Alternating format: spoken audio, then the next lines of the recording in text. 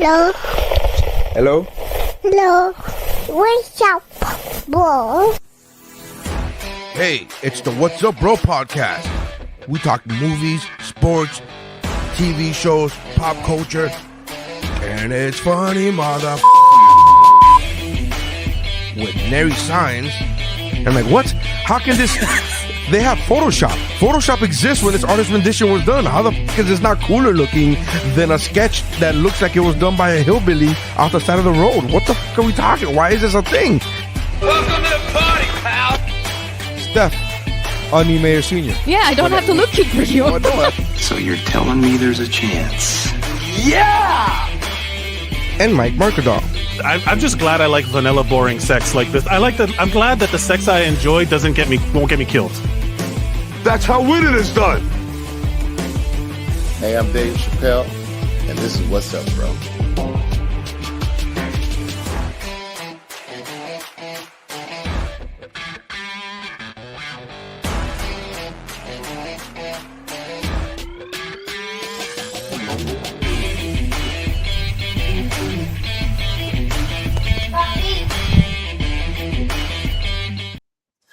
Hi, everybody. Welcome to What's Up, Bro. My name's Mike Mercadal. With me, as always, is... Nary signs. Mike, you're a little loud. You're What's like up, bro? I'm loud. Mic. Hot mic coming in. Is it Hot really? mic. Hot mic. Headphones. Let's see. Right. Is it still loud? Valdez, you get Yeah, out because maybe You're me. a bit loud for me. Yeah. yeah. You're like All right, hold on a second. it's like you're peaking. It's like I'm just too sound powerful. like Is the that what it's happening? microphone is I'm just too powerful. That's like the power, of Grayskull, my Yes. friend. We'll get to that. Hey, everybody. Welcome to... Is this better? Yeah, that's better. It's better. Hey, everybody. Welcome to the What's Up, Bro podcast. Yeah, we're good. I am loud, and we're live on Instagram, on Facebook. Loud mic. Still? No, Is you're it good. still? You're good. I said you're loud mic, okay. meaning that you're Meaning you are no, because you are. You think after your signal's dropping out. You think after this many decades of being alive and having the name Mike that I would figure out when you're talking about me, Mike, versus when we're talking about a microphone, but we still haven't figured that out. With me as always is Nary Signs, and with us joining us today, family of the pod. 2 weeks in a row, can't be beat. Mike Valdez, What's up, buddy? What's up, man? How are you? What's up, bro? Thank you. We're gonna have to we're at some point we're gonna have to like jump. It's gonna be one of those days, man. It's gonna be one of those days. Your signal's dropping out, man. What are you gonna say? Hold on. Yeah, something's wrong. We're gonna do this. What's up, man? Chilling, dude. As well as getting areas out in the middle of the ocean. So the fact that we can do this is still astonishing to me, that we can be all over the world. Be friends. I'm in Los Angeles. You're in Miami. Mary's in the middle of the ocean.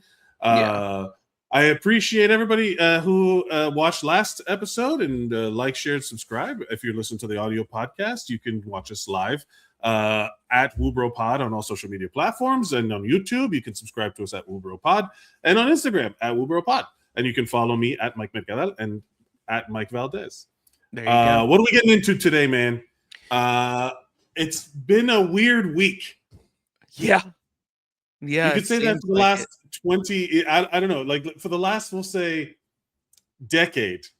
It's just getting weirder and weirder, man. There was a video I saw yesterday of this dude being like, I need a girl with a nose ring telling me what planets are making it weird for my life right now. And then it stitched a girl with a nose ring, and she's like, I'm going to have to say it's Earth. Yeah. Earth is the one that's the problem right now. It's like, it's Mercury. I'm gonna say it's Earth and the people on it. Yeah, Earth has been retrograde.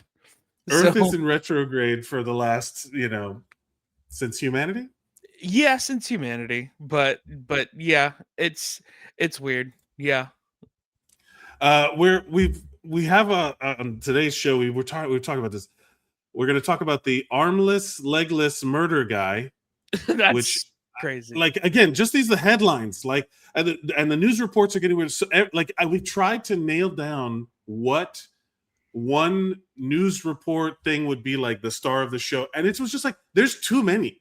Yeah, there's too many weird. Like, it's I was talking with some friends of mine because I'm out in LA, and I was doing some artsy fartsy acting class. Yeah. And we were talking about, there was this person who was like, I just have to I had to stay away from the news for my mental health. Of course. And they were walking around with a flip phone because that was the only way they could do it. They went back to a Samsung flip phone, like the click, the one where you, like, when you were done with it, you could snap the thing closed. Yeah, like that level of detachment, and I aspire to that.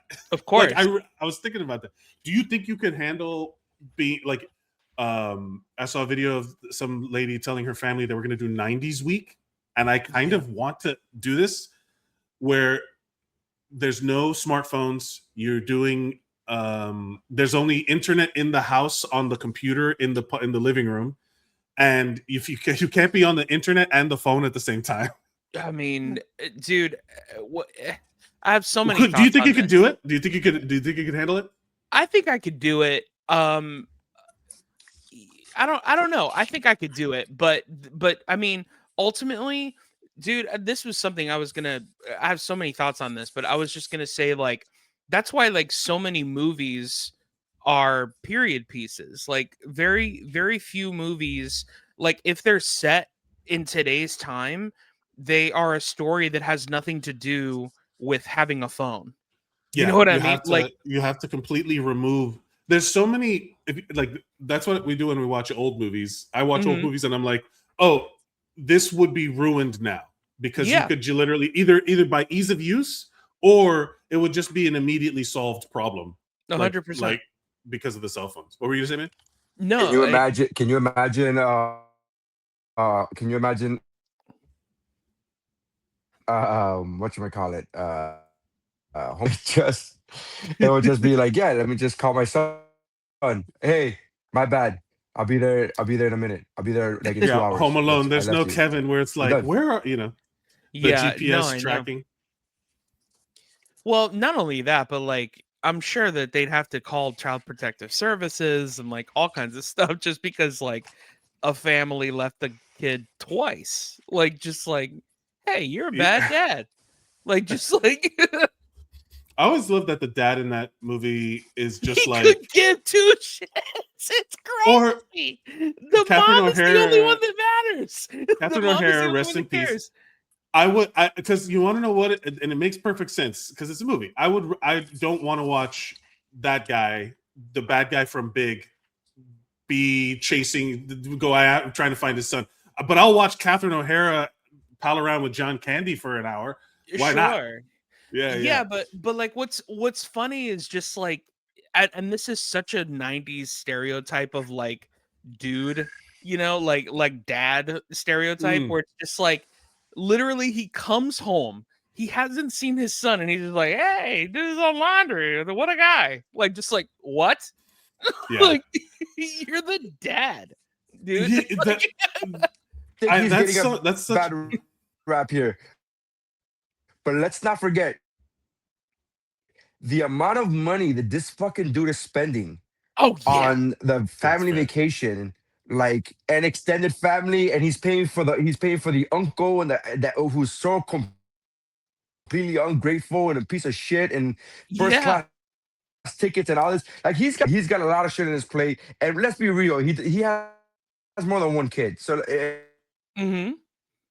he's like yeah, to be fair, that's always the classic. Like, whenever you watch something from the 90s, it was written by somebody from the 50s. Yeah. You know what I'm talking about? Like, like when you and in this particular case, like, this guy, whatever he did for a living, he was rich, dude. Like, he had this giant house, or it's classic boomer shit where he inherited it from somebody that died, and then now he's just got a big ass house that he can, that he just owns. So it's like, I was having that conversation. If you watch, stay tuned to. I like to think that it was drugs. I like to think.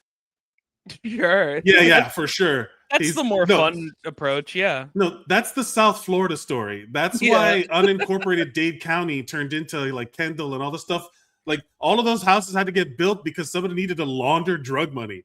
That's it. Miami is entirely built up around the boomer ideology, but through the trade of illicit substances. If that movie was set in Miami, I know they go to Miami, but if it was set in Miami, dude, you have to understand, because when you see them in Miami, they're in one room, right? And that actually tracks, because for like a 3-bedroom Miami Beach apartment is probably $1.7 million. Like that's like you're in an apartment, like you're not in a house, and to where the one in Chicago, they have 25 rooms and an attic, like just like so many things. I want to find, this is literally, hold on. This is it looks like it was shot in the 1940s, but. Yeah, there they are.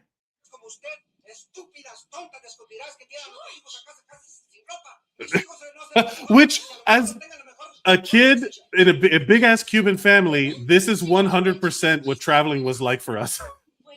Bro, this was my house. What are you talking about? This wasn't traveling. Everybody watching It's a Wonderful Life in Spanish. Yes. But that's how, like, realistically, that's how people thought of Miami back in the day. But 100%. Because that's how guys from the 50s think about Miami. Because it was that was what it was for them. Just some shitty motels. I rewatched Saved by the Bell. And man, when I was a kid, I was like, this is what high school is going to be like.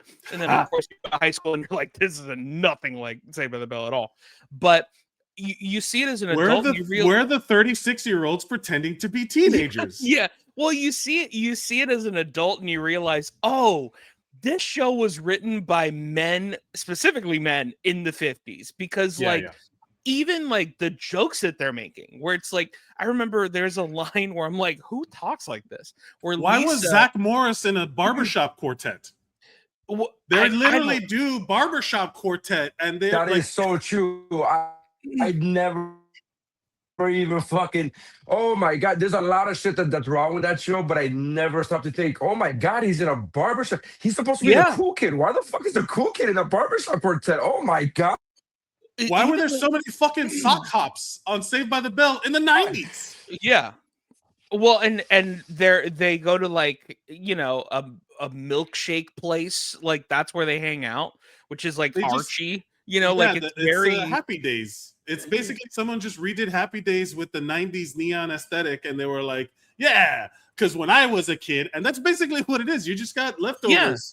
Well, and like I'll never forget this. There was a line where like the cool person is saying, and they literally say, "Quit clucking, chicken. It's already in the bucket." What does that even mean, bro? I'm telling you, like, what?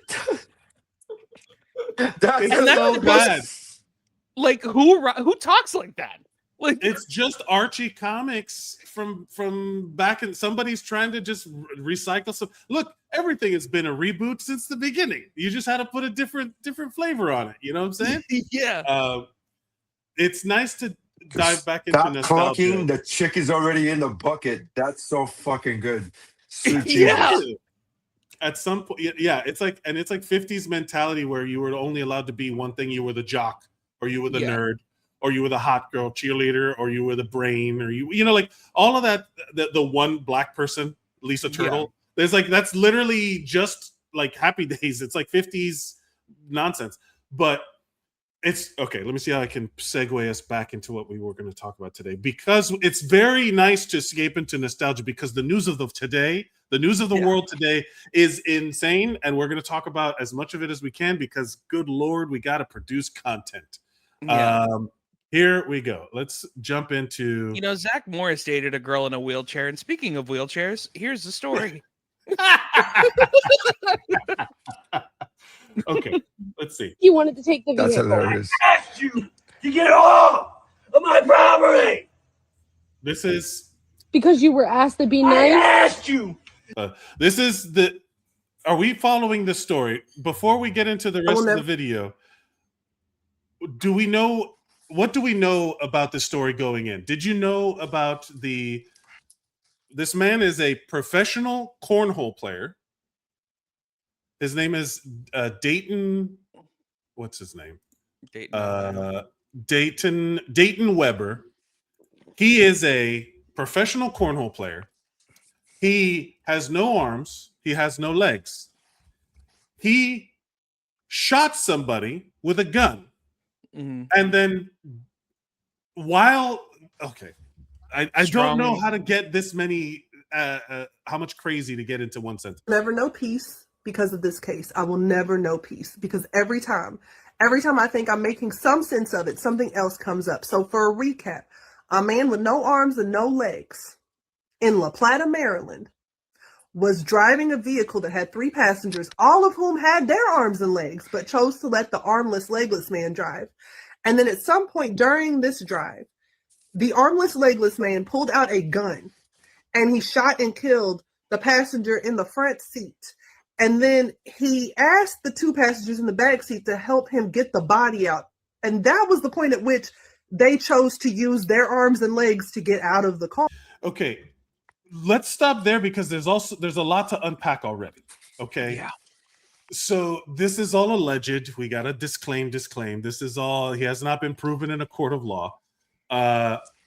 This man with no arms and legs, he's, first of all, professional cornhole is part of the backstory here. I didn't know you could do that. We should start. I have his posters. I have his posters on my wall. Yeah.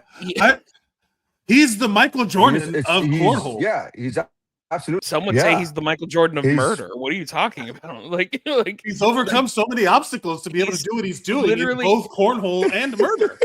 What's so funny is you could say I didn't know you could do that to literally every single thing that happens in this story. Every word, every following word is adding, it's just exponential craziness. Yeah, it's just a really bad improv scene. Like it's just like, and this, and this, and this. It's possible. Like this is what happens when God ends. Bro, yes. This is what happens. This is what happens when God's your scene partner in an improv scene. He's just standing everything. In all fairness, you could be talking about the last 26 years, dude. Yes, and has been. I would like some no buts. I would like some no buts in this in the world today. But this is a video of Booker Squared. We should credit her, where she's unpacking this for us. But it's also so. It is. I have friends. I had friends in high school, and my young life. That would never allow anyone to drive their car, nor do I enjoy being the passenger in other people's car, right? So I understand the impulse of like, hey man, nobody drives my car but me, right? For security reasons, for safety reasons. But I also don't get into the car when reasons. I also don't get into the car when someone's driving who is impaired. Right? Like I don't, But all these dudes, again, who had all their arms and legs, as Booker Squared pointed out, let this guy drive. Now, this guy either is the best at driving or the best at convincing people to do what he says. I mean, I think ultimately, and this is me.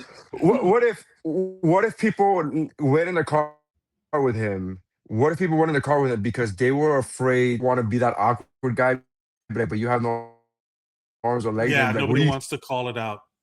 Yeah. Try to say, you know that conversation of like, what do you mean? You say, what do you mean? Why? And you're like, Bro, I wouldn't. I would murder everyone on that ship you're on to improve your Wi-Fi. I tell you that right now.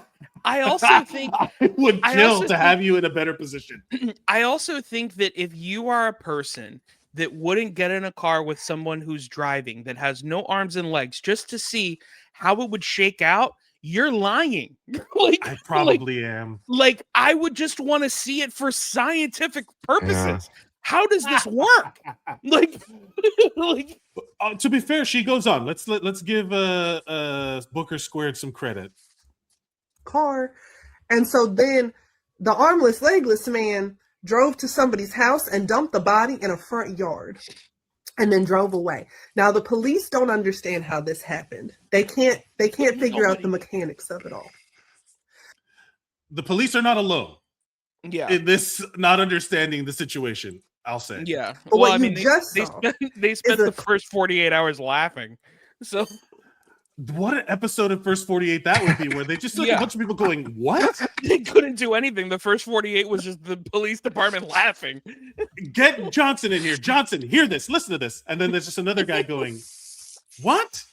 It's like, wait, we gotta get, and it's like everybody. It's like all the people that are in the jail are just like, hey, come hear this. It's like, what is happening? Can you imagine the Charlie Day red string theory board on this? Can you imagine that shit? Like, how like there's like one string and that's dangling, and you go, I don't know how the fuck he did it. We don't know how he did it. We don't know what's going on. This sounds like the end of Usual Suspects when Kaiser Soze is like piecing, like once the guy realizes he's piecing the story together. Because let's be realistic, these are all claims, right? Like none of this is confirmed. Like there's no video of it. You know, like we don't know how or why or how. But stay tuned. Foreshadowing. We're going to see the capabilities of this man. Hold on. A clip from the ex-girlfriend of the man who had no arms and no legs. And mind you, this man was also a professional cornhole player. He's doing a lot of things. He said, I could do all things through Christ who strengthened. Maybe we shouldn't bring Jesus into this. But anyway, he's doing things.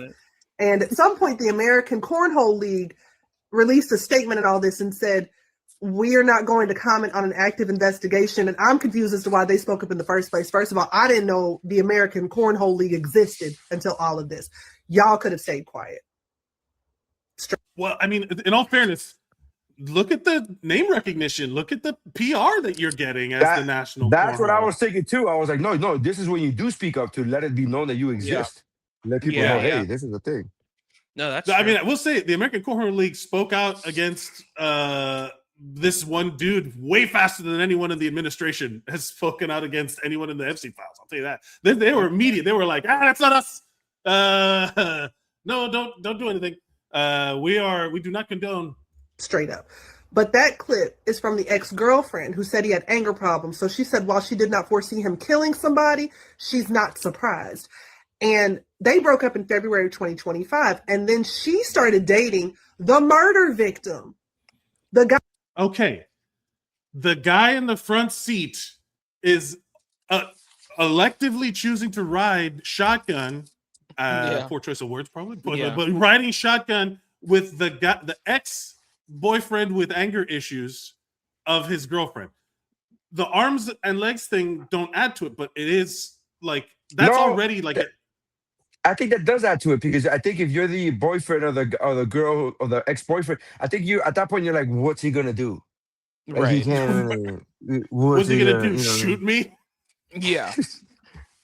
Challenge accepted. The guy who the armless, legless man shot. So not only did the victim choose to ride in the passenger seat while a man with no arms and no legs drove the car, but he knew that this man was armed, had a gun, and he knew he was dating the man's ex at one point in time.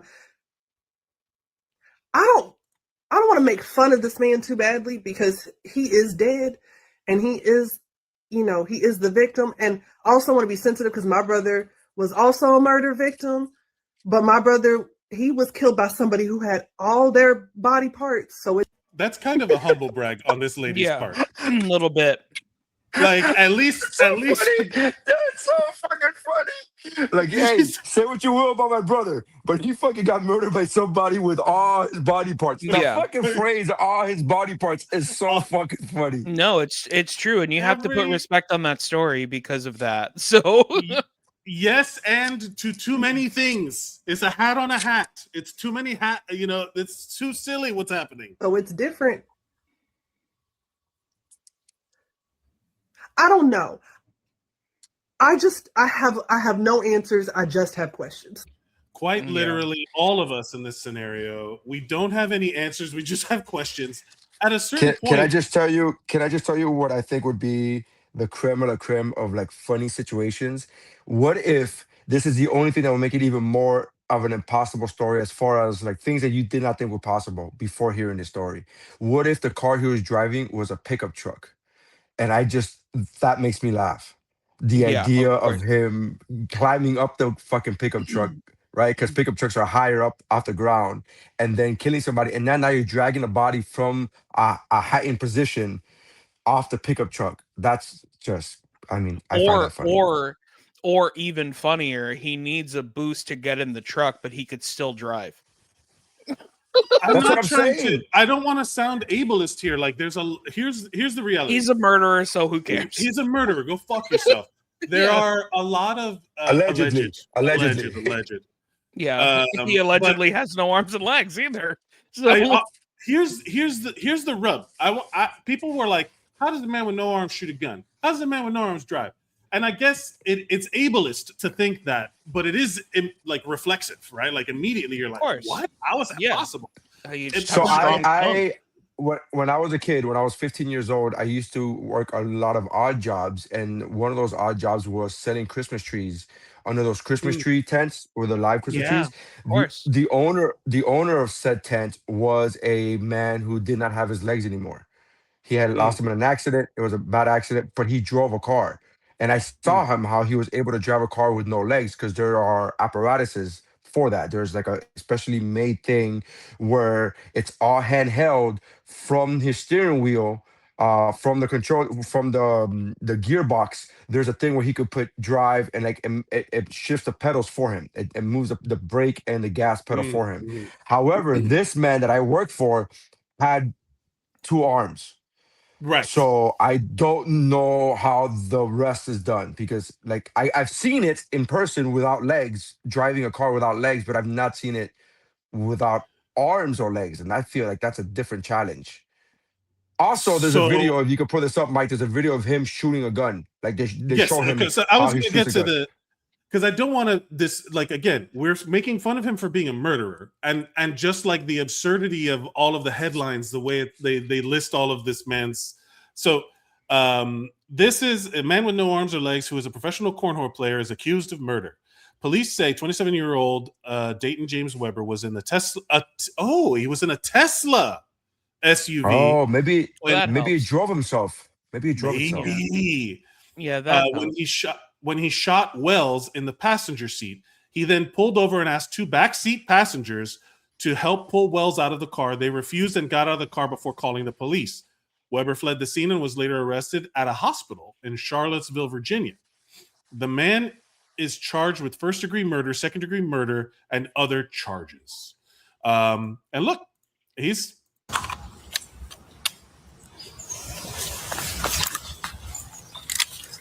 he knows what he's doing.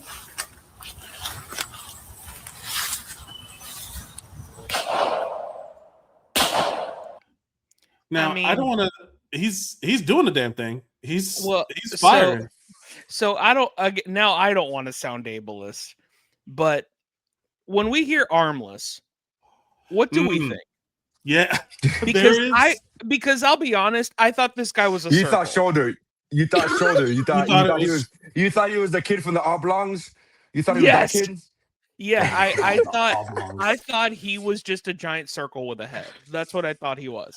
Well, that's how they portray it to sound, right? But he has, for the audio, he has shoulders. He has shoulders. He's like below the elbow, like above the elbow amputee, and above the knee, so like in the thigh area. Yeah, and so like when you hear it, you're just like, oh, he must have like a really strong tongue or something, you know? Like because you think that he's just a giant circle. You know what I mean? But now you're looking at it and you're like, oh, he's No, just I some don't. guy that doesn't have hands. Can I just tell Like, you? Can I just tell you?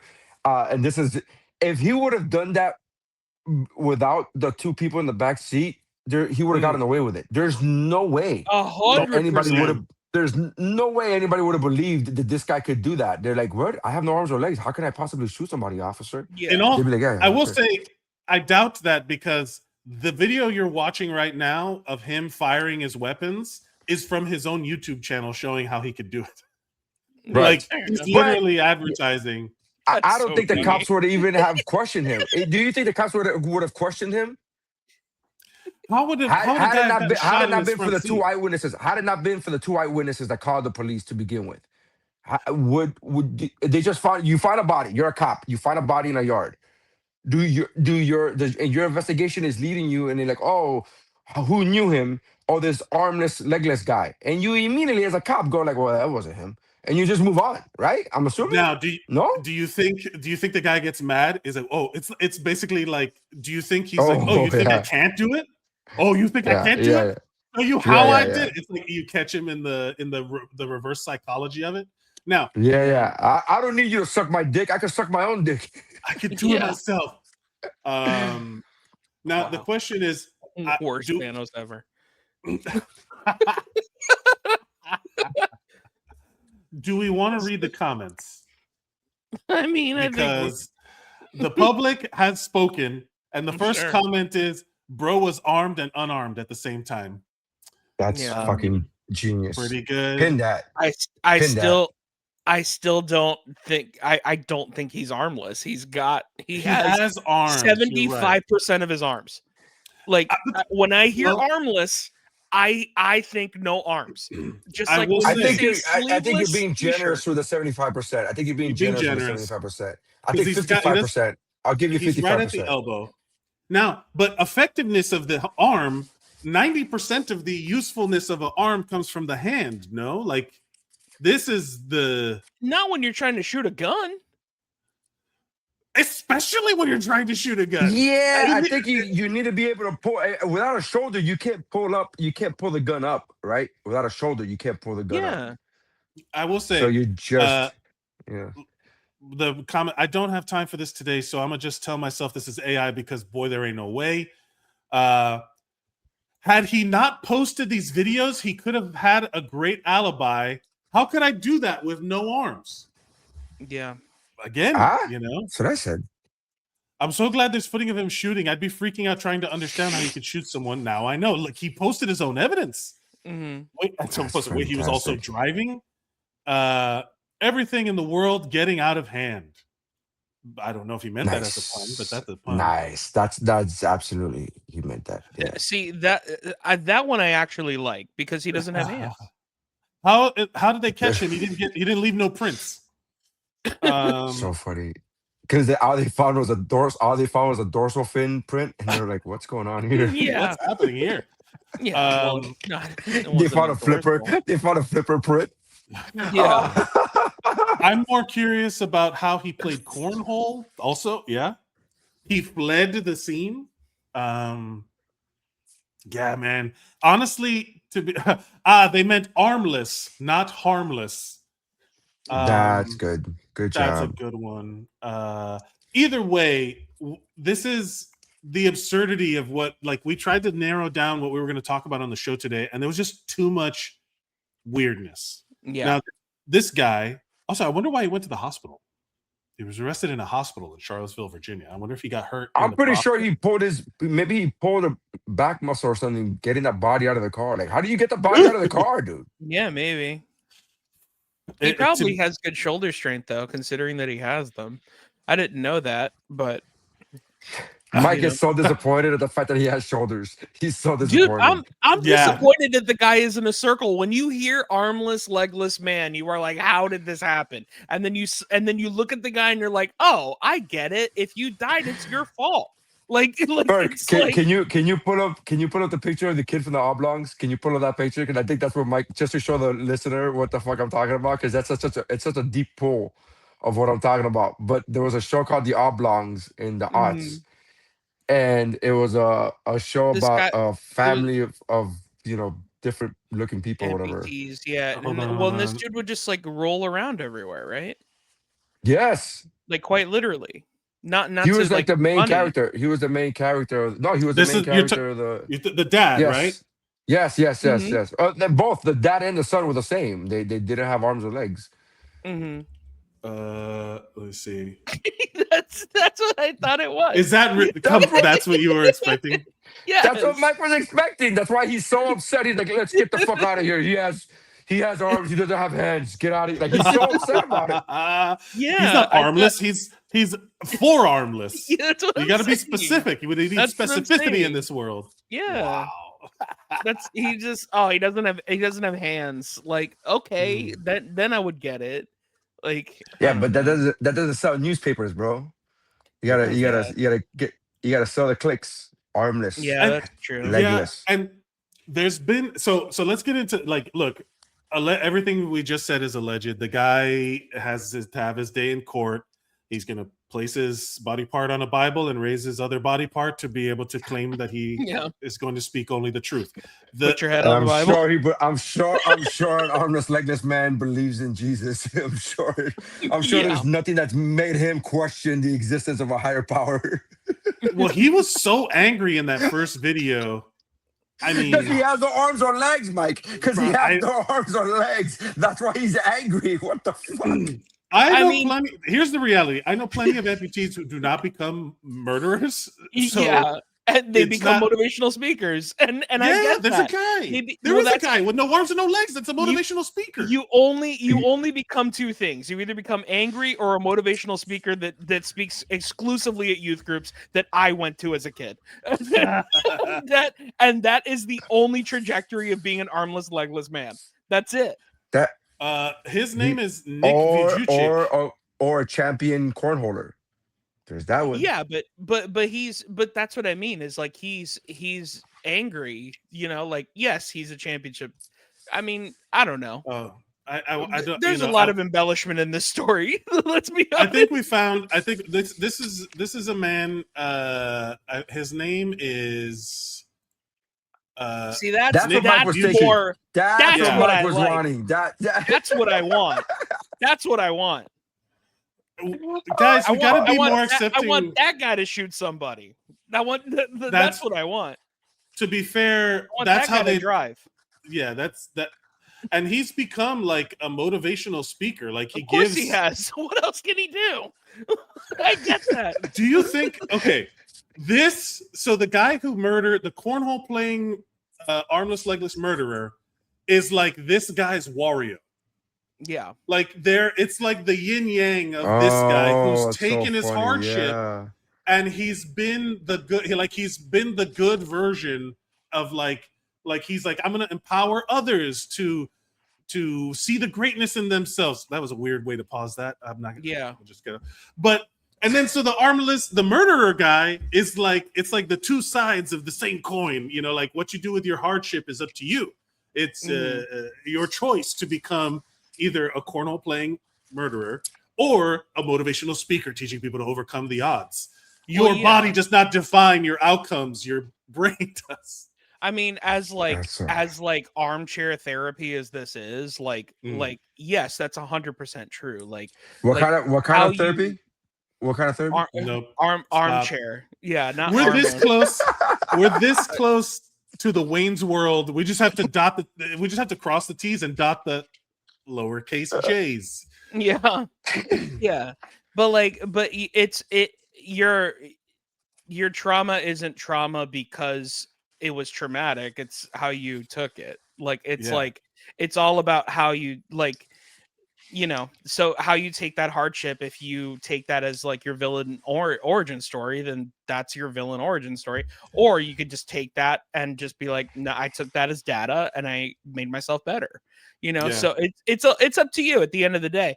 And yeah, I understand that when something bad happens to you and you have no arms and legs, the easy way out is just like, well, who cares, man? Things aren't going great for me, so I'm just gonna choose the bad stuff.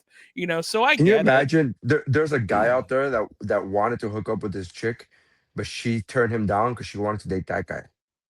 Yeah. I mean, he got in the car. The next guy got in the car with that guy and got shot over. Why do you get in your car? Thing. Okay, separate from everything else, you're sleeping with some guy who has anger issues. You're sleeping with that guy's ex, right?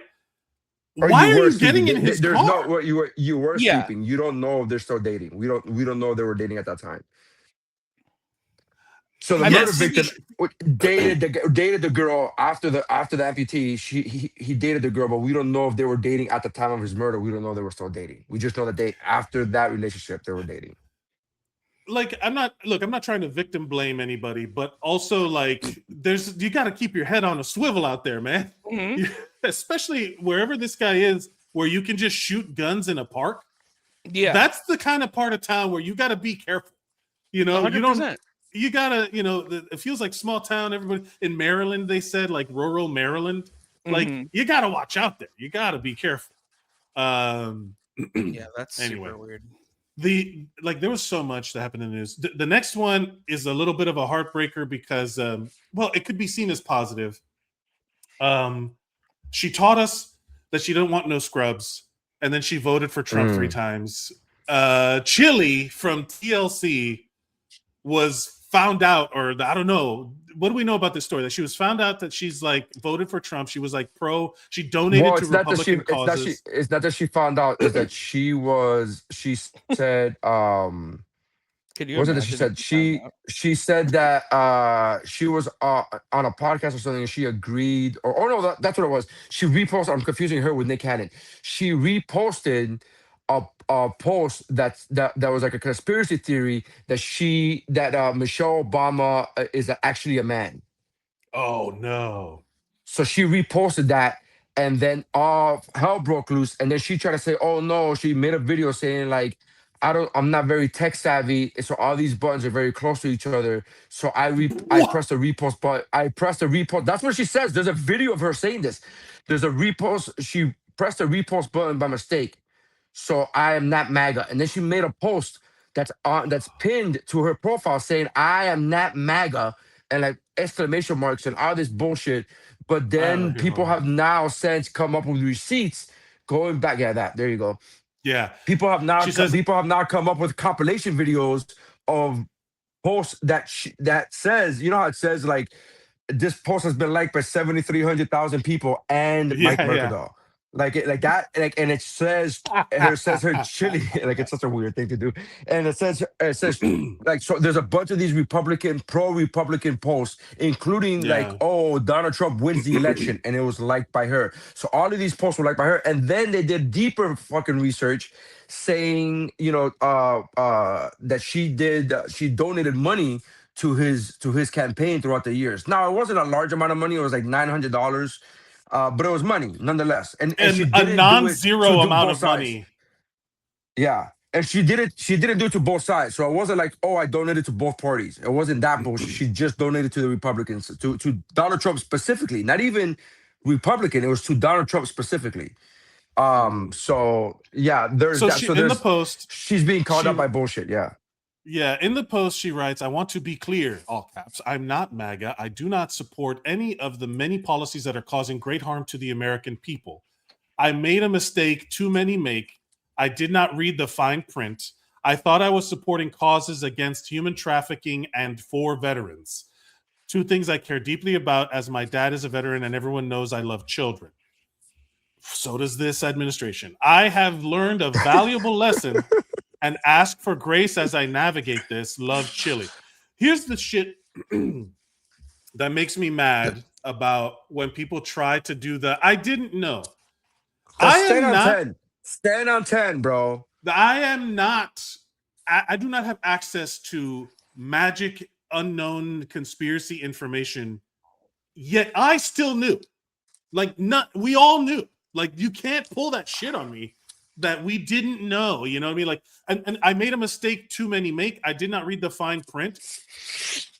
What are you talking about? It was loud. It was real loud. She went to his website to donate.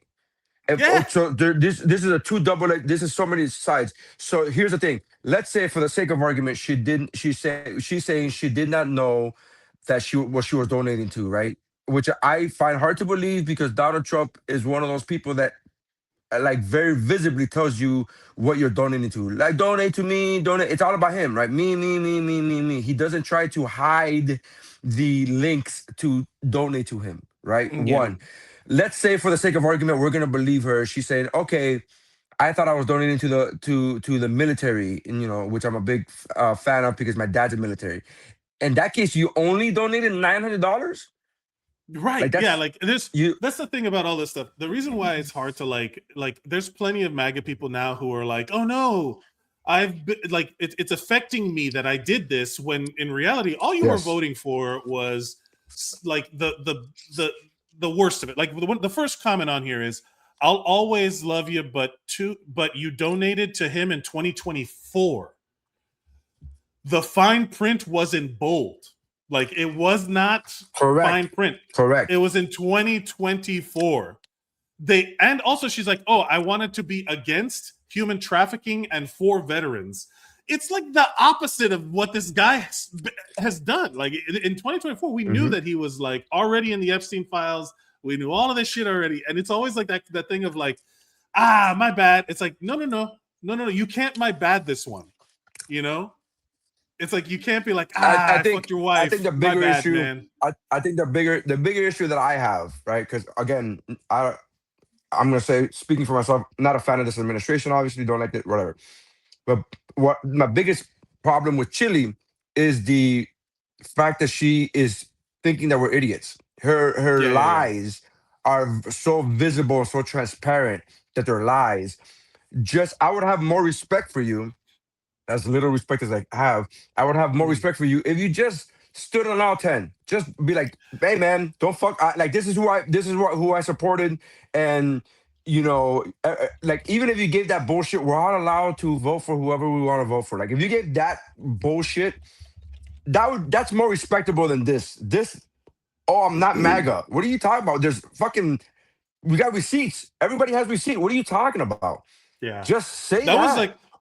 So there's a lot of celebrities that have been revealed or like discovered to be MAGA. Some of them are heartbreaking, but like, fine. The people that are MAGA are the ones that you were to expect to be MAGA, especially like the ones that are pretty funny are Tim Allen, of course. He thinks but the ones that are the people that are making the pivot to MAGA now are always the ones that get caught like a month later doing wild shit. So it's like Nicki Minaj. Isn't her husband like a pedophile?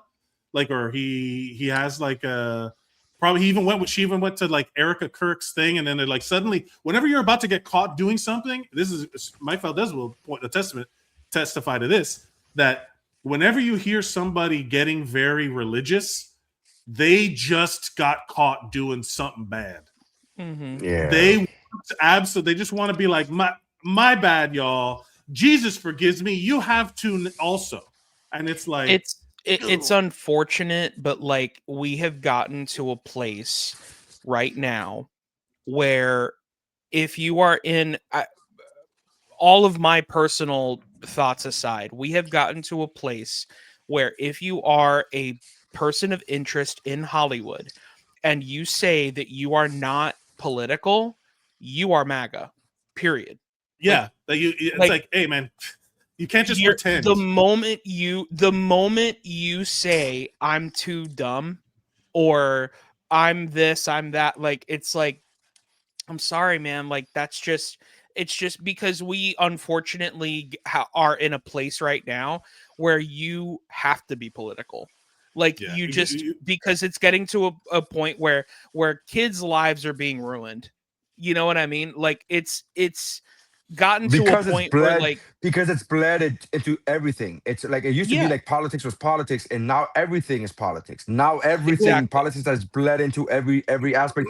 Sports. Everything. Remember the time back in the days when the Republican Party would used to say shit like, "Oh, shut up and dribble." Remember that shit? Remember there was a phrase like that, "Shut up and dribble." And now the president's going to games and fucking doing interviews with the college game day people, and like it's all like you can't. He's going to NASCAR races. He's going to the FIFA fucking championship game. Like he's doing all of this, accepting trophies, being on the stage while the trophy presentation is happening. So like even something like sports, which used to be the one area that everybody used to be able to say like keep politics out of sports, blah blah blah blah blah. Yeah, it's now everything. Politics has now bled into every aspect of life. It's impossible now to not know. I think it. And like to Valdez's point, it always was though. That's the thing is that now we have like everybody. I think about like when I used to. The only time you would see a celebrity speak as themselves back in like when we were kids was on like the Tonight, like Johnny Carson. Like you would see, you wouldn't know who anybody was.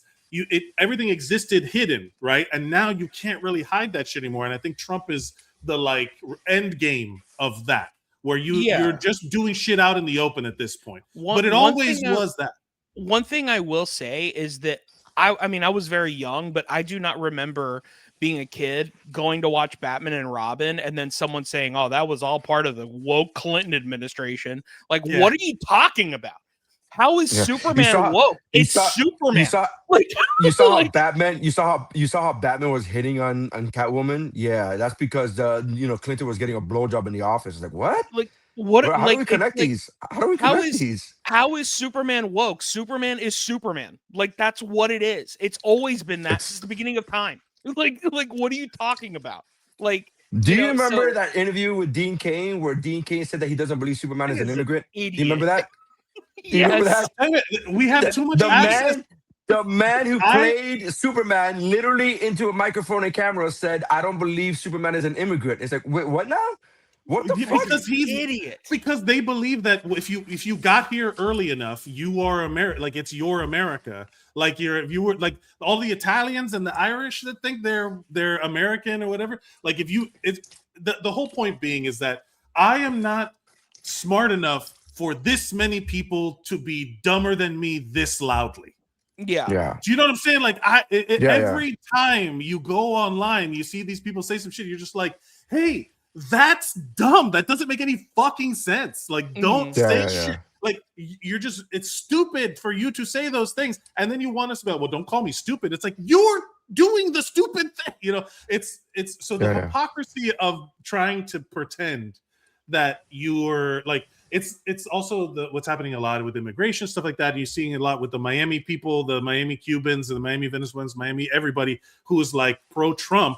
Like the lady that sang the "Yo voy votar por Donald Trump," her son gets deported, and she's like, "Wah!" And it's like she's still singing though. Did you see that video? There have video of her singing. She had a gig in Miami like 2 weeks ago, and she still sang that song.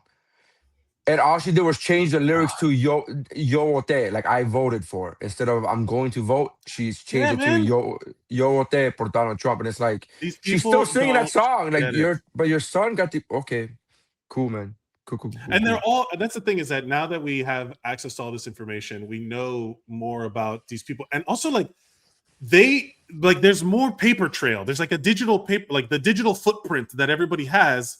Which leads us into our next story about the Kristi Noem's husband, who apparently I'm just going to read. He I don't even know how to like get into the topic of this because he was a member of bimboification forums on the internet, and he dressed up as a woman with big giant fake boobs. And would talk about how much he wants to do all of these things.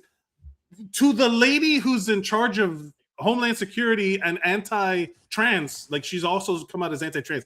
It's like, we know too much about you people for you just walk around and do this shit out loud, but then there's no accountability. It's fucking crazy. What do we know about this story? The story with Kristi Noem's husband is that the footage and the information got leaked by an immigrant sex worker who was I was gonna in get there. the chat. Who's in the chat, and that to me is then they said the immigrant sex worker said that they're doing this, that they did this because of the other atrocities that Christy Nome was responsible for towards immigrants. And it's like, oh, there you go. Yeah, it's so to start off. So apparently, Christy Nome is this. It's basically like the failing upwards of this. Like she's the ultimate DEI hire for the administration because like she's failed like a million different things. She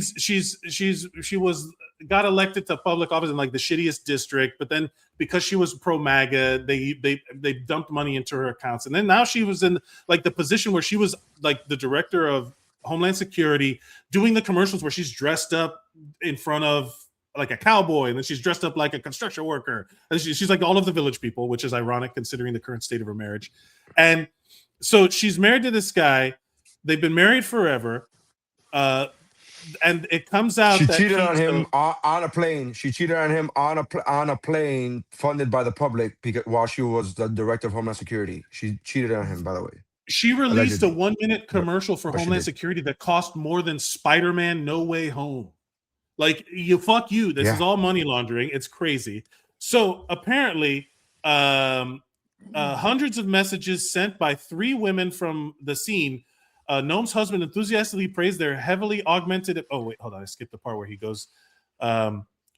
According to a reporting by the Daily Mail, he chatted up women from so-called bimbofication fetish scene, where the adult performers augmented their breasts with massive amounts of saline to achieve a Barbie doll-like appearance.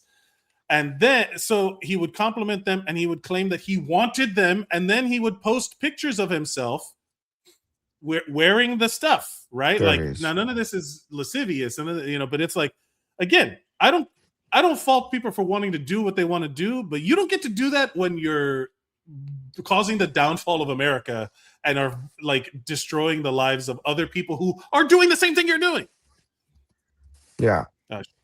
Yeah, that's the problem. It's not, cross-dressing is not an issue. Like I don't care that the guy cross-dresses. It doesn't affect me one way or the other. I don't even think it's, oh, look at that, so funny. I do think it's weird that his nipples are not fucking in the same direction. I think it's a little weird. He did give him the walleye nipples. Yeah.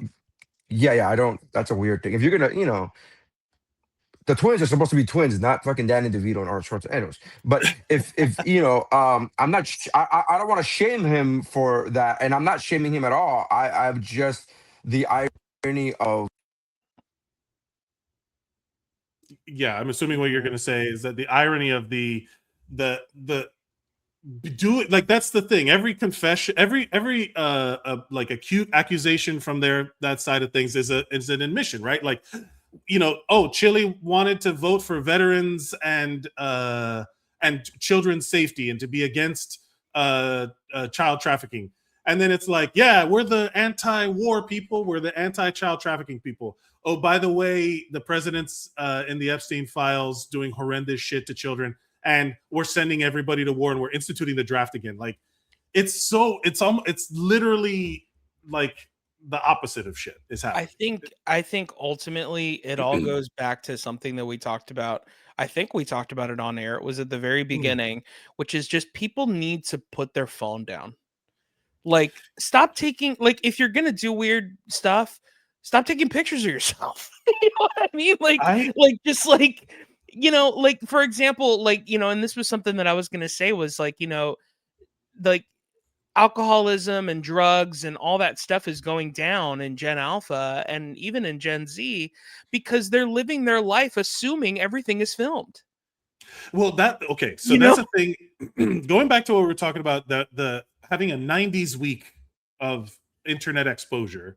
Mm-hmm. I would love to try and do that for myself, for my own mental health, because God forbid, I'm tired of reading stories like this. Yeah. My brain was evolved to hunt and gather. Like I'm not biologically built to handle this much of the world's opinions. Dude, I'm going to say never meant to know all this shit. I'm going to say this out loud for myself, and I'm going to manifest it on this podcast. I don't want to. I want to be famous as an actor, but only for this reason. And that is because I want to have enough money to have other people do my social media for me, so I never have to look at it ever. Yeah. If I get that and I can feed my kids, I'm successful. Like, that's all I want. Look, this, like, even the exposure to the stuff that you're not actively looking at, like all the algorithm stuff. Like, because if you go into this article, this is a TMZ page, right? So of course they want you clicking. Like, we're all being manipulated. So it's like just the stuff that is surrounding the content I'm trying to see is bullet used in Charlie Kirk killing doesn't match alleged weapon, according to the defense. Somebody died. Lindsey Graham vacationing in Disney World amid the shutdown, right? Like, the TMZ's asking, it's like, hey, it's either all or nothing, right? You can't selectively choose to be secret for social media, right? Like, you either live your life publicly, and that's why my solution to social media is that you cannot comment, like, or share anything if your account is private. 100%. Yeah. If you have a private account, you are a lurker only. If you're private, keep it private. There's none of this, oh, I'm going to post a comment calling you a slur, but my account is private and some anonymous image and the name says, Dick and Balls 68 or whatever, like you if you have a private 69 was taken, you go one less because you do me and I owe you one. The idea that you can actively post things from a private account, I would love to see if that's possible. Like, every you can no longer interact with content if you have a private account, period. Yeah. And I would like that's my solution. That's my theory. Yeah. I would like you cannot DM women asking to go on a date with them or whatever horrible crap you're saying if your picture is just an egg and you have 0 posts. Like, if you're gonna say something, back it up with something. Like, put yourself out there. Even if you're ugly, back yourself up. Like just be like, well, at least you have a bunch of content that you can look at, and maybe you might think that maybe like my confidence or something. I don't know. But no, like, it's just, I don't know. It's, and ultimately I don't have that thing in my brain that makes me want to do that for to women specifically. So I don't necessarily know what that feels like. But I would assume that it's a power trip. Like, that's all it is. That's the thing. It's the troll mentality, like the anonymity. It's a heckler yelling out in the crowd in the dark. Yeah. It's the person who wants that's literally what, if you're on the internet, and I'm saying this directly to whoever will see this. If you're on the internet and you have a private account, yet you still post inflammatory comments and judge people and all this stuff, you are a heckler in the back of the room, too much of a pussy to say that shit to people, to say that shit out loud, to say that shit when there's accountability, to say that you're a coward, right? Like, I had an exchange because I posted a comment on a medical thing, right? Because that's my world and I know stuff. Yeah, and I was commenting, and someone posted like some shitty comment, and I'm like, hey man, I live my life out in the open. It's like, open up your profile. Let's see. Let's share your accomplishments with the world. Because I was talking about how I responded. Share your credentials. Share your credentials. Yeah. Right now, you're nobody. Like, I don't have to. I barely have to acknowledge this. But you know what? I'm gonna tell you. Like, hey man, because they were commenting where I was like, God, now I want to find it. But it's basically that I was like commenting about something. I was like, I've talked, because he went into my profile and saw that I hosted podcasts, that I had to host this. And I was like, he's like, oh, did you do that in between hosting podcasts? And I'm like, yes, actually. And if you would have listened to the podcast, you would have heard me talk about it. Because that's what I'm putting my stuff out there. Why don't you open up your profile to the world so that we can all see your greatness? If you judge yourself to be not worthy of having a private, or you're afraid of that you're a fucking piece of shit and people are going to find out about it. That's literally what the government is at this point. I mean, the three of us know this because we're all creatives in one way or another. We're actors or comedians or both or whatever.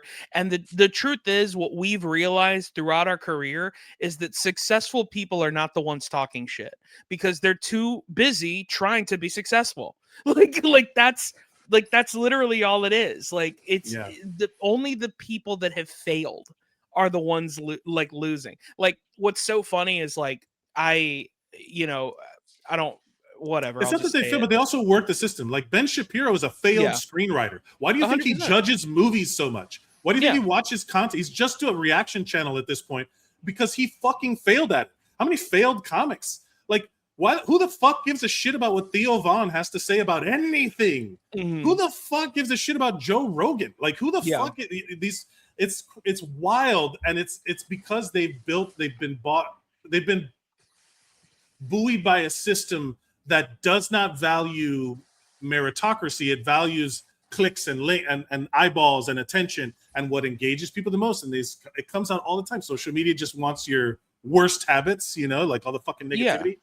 And that's what they bank on. And that's what they get. So it's not that they failed. It's that the only way the current state of the internet built by losers works is to boost up losers so people get mad. That's it. Well, not only that, like, I mean, this is, it's funny that you say that just because like a lot of my content recently has just been about like weight loss transformations and, people like that, because I'm on a weight loss journey. As anybody that's a bigger size, you're always on a weight loss journey, but whatever.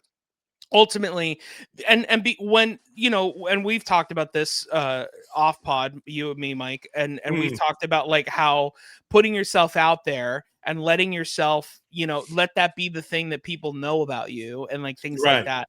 Like that's crazy vulnerable, man, because like you're there, and you're opening yourself up to so many people that feel like they know what's whatever. They feel like they know anything, and the truth is they're all just losers, man. Like that's all it is. And like that's, in fact, that's the only thing that them and the weight loss person have in common, is that they're both losers, because one of them is losing weight and the other one is just a fucking loser. You know what I mean? Like, one's literal, one's figurative. I'll say this to her credit, Kristi Noem has said that she's distraught and she wants privacy at this time. That's hilarious to me. You're gonna get me. That's the part we asked for your privacy at this time. Word? Did you give the fucking families privacy? Yeah, killing motherfuckers in the street. Fuck you. But to her credit, she's having a hard day. This is what Kristi Noem, after a hard day's work. That's so fucking great. Oh Jesus, that's so great. Good. Bob, fucking Bob. Yeah. The comments are roasting this, but nobody gives a shit about this lady. Everybody is. Oh look. Yolanda's in the comments, or she was. Those boobs look like Patel's eyes, and she's right. Fuck, that's good. Jesus, that's really good. Look, the internet is undefeated because basically, if you put stuff out there, you're crowdsourcing the most devastating or uplifting response. The range of responses you're going to get will be more extreme than what you would get if you just talk to one person. Like the comments are ruthless. Like Corey Lewandowski has reportedly dumped Kristi Noem and is now dating her husband. Trump is Putin's Brian Noem, which I thought was very funny. That's great. Brian Noem. I like big boobs. The reporter on women, Brian Noem. I said what I said. And this one I think is the most prescient, where it's like, whether it's Kristi Noem getting a Mar-a-Lago face or Brian Noem wearing enormous fake breasts, the Noems have emerged as unexpected practitioners of gender-affirming interventions. It's all it's all nonsense. Like man. This is what she looked like before. Don't forget, this is what she looked like before. That's them. That's them.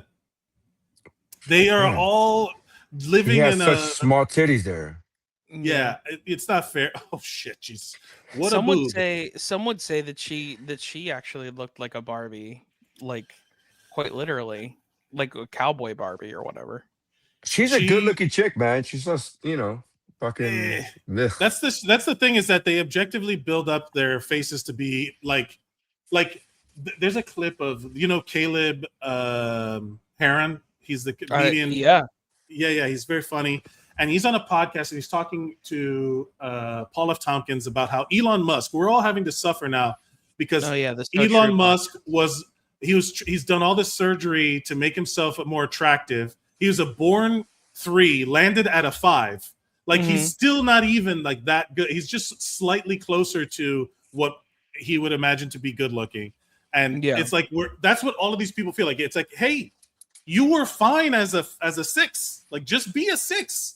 You doing all of this stuff thinking you're gonna get to a 10. It's almost like regressive. Like you did you were a 6 and now you're like less than. So you kind of messed up. Yeah, man. No, I know Caleb Heron because my audience is exclusively people that want to see Caleb Heron but are afraid of gay people. So, to be fair, I mean, look, you want to know the irony of like posting stuff online publicly and being open and having stuff shared online is that it also kind of lives forever. Yeah. Like there's episodes of this podcast you go back to and you listen to them. That's me saying things. And I should be allowed. I'm a progressive person, so I allow people the opportunity to progress, right? So the whole thing that's going on here with Chili, with all of the celebrities that come out as MAGA, with all of the people who don't want to come out as MAGA, and they're like, I'm non-political, is that you have to answer for all that stuff. But if you like Kumail Nanjiani talked about Conan as being like the perfect example of like an older white guy who has progressed through time and embraced like he's just because he's smart, he gets it, he's embraced the like new ideas, he tells jokes differently, supports voices that aren't his own, all of that stuff. Like he's just like the model, he's the model white guy, the model old white guy. And because you progress, you grow, you can't just do the same shit and be given credit for doing something that, hey, it's like, oh, they're from a different time. Yeah, but they are also from now. So you have to adapt. Being at the level that chicken's already in the bucket. Yeah, the bucket. There you go. Well, you can't be at where Conan is at just in pop culture to where like everybody knows who he is and loves him. And you just can't be there like unless you are progressing as a comedian. Yeah. Comedically and in your own thought structure, in your politics and everything, because like of course, are there bits that he did in the 90s that he would be ashamed of now? 100%. But that's the thing, acknowledging that we live in the culture now because of social media and everything is a paper trail. It's almost like the bar is so low that all you have to do is, man, I was wrong, and then fix it. Like that's it. I was wrong, man. I fucked up. It's so crazy to me, especially because most of them are people that are from church have a problem apologizing. Like what is the issue? Isn't this whole religion about apologizing? Yeah. I was desperate. I talk about it all the time, but like I'm trying to figure out. I'm trying to figure out how to make it a bit. But I wish that I could. I'm addicted to reality. Mm-hmm. I want to live in a tangible, concrete experience, and it feels like everybody's like they're all of these people. Like you can't just say shit, be wrong, and then be like, no, but that's what I believe. I was like, well, then I don't have to listen to you about literally anything else. No, you have to respect my opinion. All opinions have to be no. All opinions reveal the truth of their opinion, the opinion haver, to a certain degree. Like we get it. Kristi Noem's husband is so repressed that he can't live the life he wants because he will be judged because his whole world is MAGA right wing. There's been more like backlash on him doing something that would be perceived as gay or trans than anything of the pedophilia that's been going around, right? Like all of that. There's more backlash against homosexuality and being queer in the world right now than there is about if you get literally the president is still the president after raping and all this and being a pedophile, like he's sex trafficking, all of these horrible things, and then someone's like, oh, this guy did something that's gay, they're like, get him out of here. Yeah, you know, it's wild. There's a lot of anti-trans energy. Speaking of, Harry Potter trailer just dropped. Oh, I thought you were gonna go to He-Man. Him, man. Did you see that, by the way? Did you see that in the first He-Man trailer? In the first He-Man trailer, they zoom up, they pan up from he's at a desk job, at an office job, and it says his nameplate says Adam, and then underneath it says he/man. No, it says he him. No, it's him. That's what it says. He him. Right. He him. That's what it meant. And I just thought, oh, that's funny. Well, what's funny is that you saw that and you said, oh, that's funny. And half of the world said, what is this political agenda in my movie? This woke bullshit. You know what I mean? What are we talking about, dude? This is my version of trolling, I will say. Whenever I'm in an environment where I feel like there's going to be, this happened in Detroit when I was working, and this happened in, someone introduced themselves with pronouns before it was my turn to do an introduction. And they used they them pronouns, and then someone made kind of a joke about it. So when it came around to me, I'll say this with my chest, I identify as a he him, but I will accept any respectful pronoun. Sure. You call me whatever you want. I don't, as long as you say out of respect, I accept any respectful pronoun. And it made this one guy so mad. What do you mean? What do I call you then? I'm like, my name is Mike. Like, you could, like, my question is, what would you have called me otherwise? But now you're upset about it because I present such a masculine, I'm very masculine presenting as a person. If I don't give a fuck about it, and someone calls me, like, I was trying to figure out how to make this a thing where, like, having a gay person call you girl is like having an old black lady call you baby. Like, if someone goes girl, I'm like, that's like, or your black friend calling you the N-word, you're like, yeah. Yes, it's like, it's just like acceptance, dude. That means that you feel, you respect my presence as safe, and you respect me as a person. You see me as somebody who you see as somebody you could be close to. So when I don't give a fuck about it, it makes you look so crazy to like, what do you mean you give a fuck about it? Well, unfortunately, that person is stupid, and like that is just the truth of it. Is like, because how obvious do I have to be that I basically want you to either call me Mike or just don't be like, hey, fat ass. Like, don't call me that, because that's not respectful. That's all I'm trying to say. Like, and even then, I was raised as in a Latino family. Do you know how many nicknames are fucking devastating insults? Yeah, I know. Hey, Cabezon, come over here. Every nickname. Every nickname. They don't do positive nicknames. They don't do. Even when they call you skinny, you know what they really mean. Yeah, flaco. Yeah. I know you mean the opposite. It's lethal. Yeah. But the point is, if you're giving me something out of respect, like if I don't give a shit about it, I don't think you should give a shit about it because you're dumb. The people who talk about they them and like people like, oh, I don't. It's plural, and I'm like, if you tell me when to use whom, then if you can't answer that question, I don't give a fuck about what your opinion is on grammar. Shut up. Yeah, if you don't know how to use a semicolon, you can't have an opinion. Stop. Just the person wants to be called whatever. If you expect me to call you, you know, like, oh, there was this one guy. Oh, I don't want to get into specifics, but we could just. It's in the martial arts. In the martial arts world, it's like my name is Master such and such, and I'm like, your name is Kevin. Yeah, you You don't have a doctorate in funniest- front of your name. The Shut up, funniest name to have if you're a karate person. Yeah. Master Kevin. Yeah, get Yeah. the fuck out of here. I'm dude. Master Kevin. I'm a yellow belt. If Yeah, you I'm sure want- you are. Yeah, my chosen identity is martial arts, master. It's like, I'm not calling you master, brother. You you work. You're just slightly older than me, and you teach karate at a strip mall. Fuck you.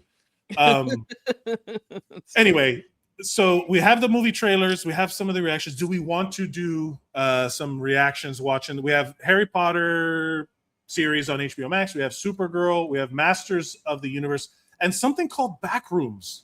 Do you know what Backrooms? An A24 movie that looks So I saw. weird. Oh, I saw- don't know what Backrooms is, but you said A24, so it's gonna be gross.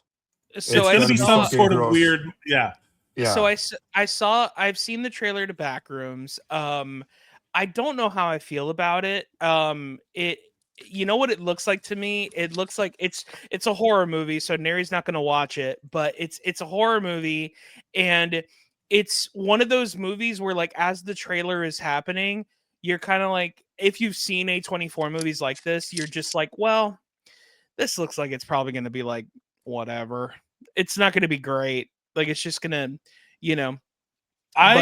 It's based on a game that is about like this altered reality, like liminal space. You have to escape this kind of like weird office-y subway. It's crazy. So there's all kinds of like weirdness to it. Yeah. Look, everyone's gonna have a reaction to Supergirl and Harry Potter, but nobody's doing reactions to Backrooms. Can I just? But it's got Chiwetel Ejiofor. I love this guy. Can I just take a victory lap because I had never even heard of this movie until you mentioned it right now, Mike. And the fact that you said A24, I'm like, oh, it's gonna be fucking weird. It's gonna be I said it's gonna be gross. It was my and then 10 seconds later, Valdez is like, yeah, it's a horror movie. I'm like, I fucking knew it. I knew son of bitches. Look, as someone who's been through what happened in Eternity was a horror movie. So it's that's so funny. That's literally all A24 does. A24 has a camera on Valdez at all times and been like, how can we fuck with him this way? In what new ways can we fuck with Valdez? Even 8th Grade, the comedy 8th Grade by Bo Burnham is like horrific. It's like you feel like you're back in 8th grade. It's like so incredibly awkward. You know what the funny thing is? As somebody who's worked in offices most of my entire adult life, with the exception of the last 7 years that I've been doing comedy or only comedy, 10 years. But I worked in offices so long. It's so funny to see all these horror movies and all these like TV shows like Severance be about the office work life. Yeah, about specifically the office work life. And it's so funny to me because there's a part of me that's like, yeah, they nailed it, and there's the other part of me that's like, hey, my life is not your fucking my life is not your costume. My culture is not your costume. Yeah, type of shit. And it's like, motherfucker. But also they nail it because that is exactly what it feels like. It's like, I'm not even listening to this fucking trailer. I'm just watching the clips of it for the audio listener of this back room. And it's exactly what working in an office would fucking feels like. That's awful. To be fair, as someone who's seen the trailer, as I remember it, there's no dialogue in the trailer. So like we were basically watching it. There was some narration. Was there? But this was the full trailer. The teaser had nothing but weird. Those are those tone teasers where they just show like weird vibes and then they play like a classic pop song. They play that one note. That one note, and then it's like a slow, scary version of a pop song that you Is this girls just want to have fun? Yeah, like that weird. Is this oops, I did it. Is this oops, I did it again with only one. I'm talking about, right? Is that true? Like every trailer, it's so good. It's like that's so good. We should make a trailer for WuBro. We should make a trailer for WuBro doing that shit where it's just you pick the most happiest pop song and you just make it a scary version. I know what it's gonna be. Funny. It's just gonna be bomb, and then it's just a weird little kid's voice going, "I just want to party all the time, party all the time." Yeah. Good times. Good times. What a deep pull. What a deep pull. That's true. Let's just do the Harry Potter shit. Let's just get it over with. Yeah. Can we hear this? Let's see. Is that? I haven't seen this, by the way. I haven't seen this. Only a piano wire. Is the audio coming through? Nope. No. Oh, stop. Okay, hold on.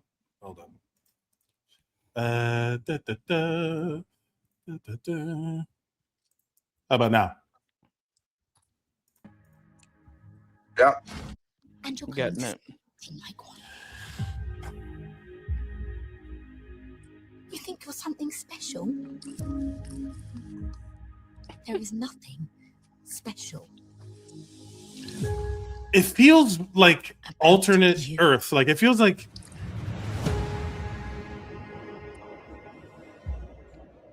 I've always wanted to know about my parents. Your parents were the kindest, bravest people. you hear that long chord. That's literally every trailer now. Yeah. They stood up for what they believed was right. The next time I see you, Yeah. You find out it's "Oops, I Did It Again" at the end of the trailer. Yeah.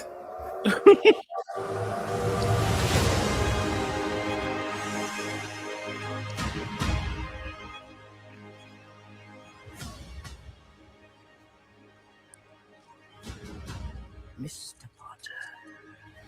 Okay. I think we can expect great things from you.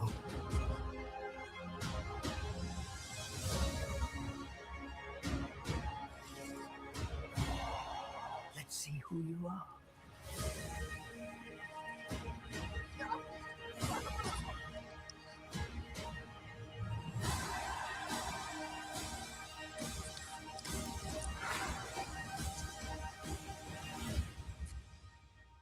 Are you really Harry Potter?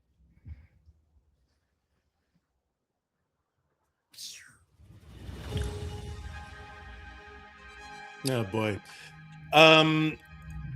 So here's my say question: this. Is it gonna be? Do we know? Have they announced? Is it gonna be like one season per book type of deal? Like, why are we getting this? Because didn't we already get the books in the movies?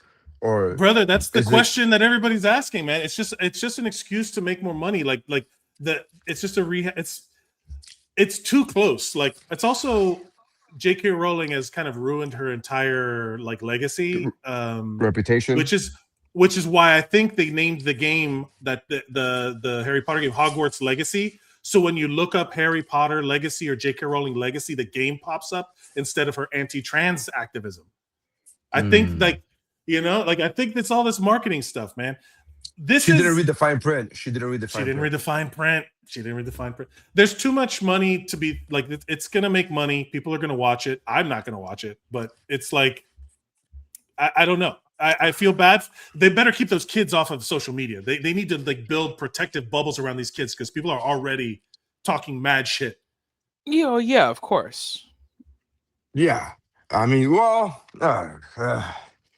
I just don't understand why it's necessary. Like, I'm asking a question. If you're telling me, hey, each season, which is going to be, I'm assuming 8 to 10 episodes, is going to be a book. Is going to be that kind of makes sense because you could sell me on the idea that not everything in each book was put in the movies because obviously books go deeper into depths. And so if you want to say we're going to explore each book more densely, more intensely, like, okay, I could be like, okay, I could be sold on that. But I haven't heard anything about it. So I was asking a legit question. I don't know. Is that, have they said anything? Have they said, like what they do with the Reacher, each season of Reacher is based on a Reacher book. Yes, yeah. So are they going to do that with the Harry Potter? Because if that's what, that makes sense. I'm like, okay, cool. I respect it. I respect it in the sense of the structure, right? Because it does say that it's and the Harry Potter and the Philosopher's Stone. That's the name of the first book. So I'm assuming that the first book is going to be the first season, right? Like they already shot the first book. They have to do the second, But the thing is that everything takes a really long time to do nowadays. So those kids are going to be like 30 by the time the last book comes out. But the point not of it all, dude. They're probably filming season 2 already before season 1 even came out. I wonder. I really don't know. I genuinely wouldn't be surprised if they were already filming because like there's no way this isn't going to be successful. You know what I mean? Yeah. It's then, money. Even if it was unsuccessful, HBO would still bite the bullet. And also, did you guys ever watch the TV show, the series The Crown? No. No. All right, so I was super late to that show, which is by far one of the greatest shows of all time, one of the greatest dramas of all time. Like, I'm not even exaggerating when I say that. That's not hyperbole. It's one of the greatest dramas. I was super late on that. I watched it like 3 years ago, which was like 2 years after it ended, or 3 years after it ended. So I was super late on that. But what they did, because the whole show premise is based upon Queen Elizabeth's life. Yeah. So what they do is every 2 seasons they will change the actors. Yeah.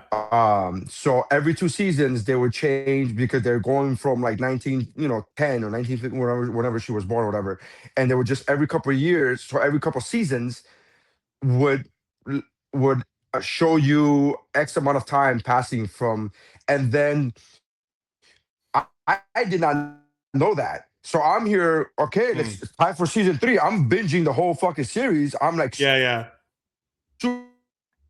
hooked, because it's an amazing show, well written. I get to season 3, this bitch, like, I was so like thrown off. And then I had to stop watching. To go fucking Google it. But I hated it for all of an episode and a half. And then I just got used to it. I say all of this to say, they could fucking recast these kids in 2 years, and we're gonna complain about it for fucking half a minute, and then we move on watching the show, because good writing overcomes casting. Yeah, I think that what's happened. So the comments are mixed, right? Some people are like, "Oh, I'm sad," like there's a lot of people who, I guess there's a lot of people who are, call it whatever you want. There's someone's like, call it unnecessary. I'm watching, green light the rest of it because I'm watching the whole thing, but then some people are like, one of the comments I read was like, they Man of Steel'd Harry Potter, and then it goes on to talk about how they color grading is like there's some magic missing. You know how Superman's supposed to be? It's a comic book character, and one of the critiques of Man of Steel, all of the Snyderverse was that they were color. So basically, they're saying that they Man of Steel'd Harry Potter, and someone else said something that also matters a lot. Is it's not the same without John Williams. The music of the original Harry Potter was John Williams, iconic, and it adds so much to the vibe of the magical nature of this. This just feels like we got the Harry Potter dark, gritty reboot from 12 years ago. That's not, it feels like it already feels dated to me. Like it feels old already. It's so funny. This is they got Harry Potter and they asked ChatGPT to do a gritty cinematic filter on it. Yeah, someone called it Timu Potter. I feel like this came up organically, so I wanted to share this story. One of the funniest things that ever happened was I went to opening night of Man of Steel. I will never forget this. And there was a man right after the movie that was dressed head to toe in a Superman costume, and he was taking a leak. And he was taking a leak next to me at the urinal, and I just saw this man, full sigh, just. And I knew he was just like, I can't believe I wore this to the theater. Like, this movie sucked. He was so sad. He was so distraught. Not to be fair. I've seen we've been talking about Harry Potter for a long time on this podcast, because there were times where when like the books were still coming out, that we were doing the show, that people were like being like kind of shitty like when the books were dropped, there was like a leak of the book, so they find out like who dies when and all these things. Like we all know that now, so you can't spoil anything.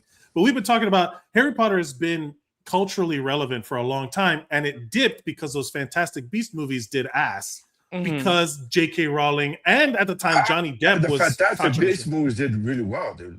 They did well. They were supposed to do like 7 of them, and they only made the ones that they made because at the end it dropped off. The first one did really, really well. Yeah, the second one was meh, and then they were just like whatever. They dropped it because. Hey, it is what it is, right? You're chasing, diminishing returns in the movie theaters. and now everything moves to streaming. So of course, there's a logical next step. I don't give a shit about this enough to care. She's burnt. I started reading other books since then. You know what I mean? Like read a new book. I'm not a. I never read the books, the Harry Potter books, and I only watched every Harry Potter movie. I watched a couple of them when they came out, and I was like, yeah, it's pretty cool, whatever, blah blah. And then I only watched all the Harry Potter movies in 2020 or 2021 when I was hosting trivia at the Improv, and one of the topics, one of the themes was Harry Potter. So to write trivia questions, I sat and watched every single Harry Potter movie, and I ended up liking it. I'm like, oh, this is fucking pretty cool, whatever. So I ended up, I don't want to say a fan, but I ended up liking the Harry Potter universe that I never got bothered to get myself into when they had come out. And so I will say, as somebody who is a very casual Harry Potter fan, like very casual, I can't tell you specific things. I can't give you details. Right. I did host a trivia that I wrote the questions myself for. But as a very you have a utilitarian knowledge. Correct. So as a very casual Harry Potter fan, I wouldn't mind watching the show. I'm not going to sit here and tell you that I'm going to be watching it the day it comes out, like every episode. I'll wait till the season's over and then watch it like I do most stuff. But I'm also not, oh my God, I'm pins and needles and I'm also not going to take a hard stance and be like, fuck this, I'm out of here. I'm like, all right. I will say I'm going to take I don't want to support again, everything's political now. I don't want to support this with the person, the creator, the producer, and Warner Brothers even. Like, I don't even want to support them for some of the bullshit they're doing. So it's like, I'm just going to opt out. Yeah, but I'm going to vocally opt out. Warner Brothers also gave us Superman and Sinners. So I get it. I'm choosing. I'll say this: maybe not Warner Brothers, but HBO. The whole company. That the whole idea of streaming is not going to get my support as much as I'm opting out because of trans people are my friends. Right. I respect trans rights, and I vehemently oppose how much money this lady will get from this thing to then put back into diminishing the rights of human beings. So I'm, that's my stance. You don't have to. You do whatever you do. I'm gonna do that. What's his name? What's his name that had that joke about that he misgendered somebody one time? I'm mistaken. He felt really bad about it. So Pete to Holmes. Avoid that, Pete Holmes, and he just calls everybody my friend. So he's like, from now on, everybody's just my friend. He actually has a fantastic joke about this specific thing where he says, it's what's super weird about people that don't believe in trans rights is that they believe that that in a hotel that the 13th floor is haunted.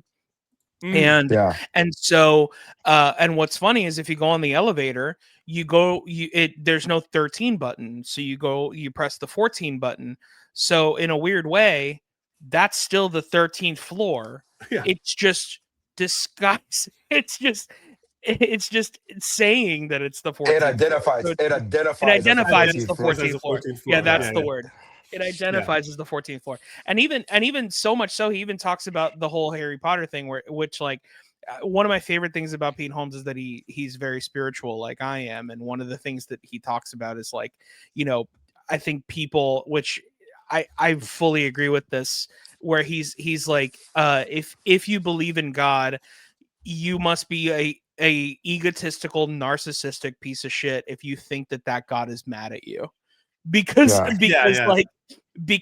in what world do you think that God is mad at you? You never read Harry Potter and Harry Potter's mad at J.K. Rowling. You know what I mean? Like Harry Potter just does what he does, and also it's not like J.K. Rowling starts reading the book and goes, Harry did what? I'm gonna do this shit, and then just starts writing. That's so fucking good. That is so stupid. And then he even ends it to be like, and everybody likes J.K. Rowling, right? He even makes a joke about it being J.K. Rowling, where it's people agree with her and people obviously don't for a lot of reasons. So it's just such a great through line of because that's true. Why do we care? Pete Holmes, man, he's my favorite. That guy's got something. He's gonna make it. Yeah. He's got something. You watch that kid. He's gonna do something. You watch it. Yeah, I'm calling. Yeah. I want to. This is where we'll leave the J.K. Rowling, the Harry Potter stuff with this. Would J.K. Rowling make a good Roxy Hart in Chicago? Who is this? Who is this? Who is he? J.K. Rowling. That's hilarious. Oh dear, that is not a feminine name in the slightest. You know, I know that oftentimes female authors use initials so that people assume it's a male writer. So I have to presume that J.K. Rowling was unsatisfied with the way that the world saw her, and then she transitioned herself into a new personality so that the world would perceive her the way she wanted to be perceived. Yep. Yeah, that's that. It's weird. It's weird that we got an alternate universe Jeff Goldblum, huh? Like that's like. But once again, once you start diminishing the rights of people, every accusation is a confession. Like Yeah, you're literally 100%. like we're looping around. Yeah, it all goes back to the stuff we were talking about before. Like, so are we doing Supergirl or Masters of the Universe next? Which one you want?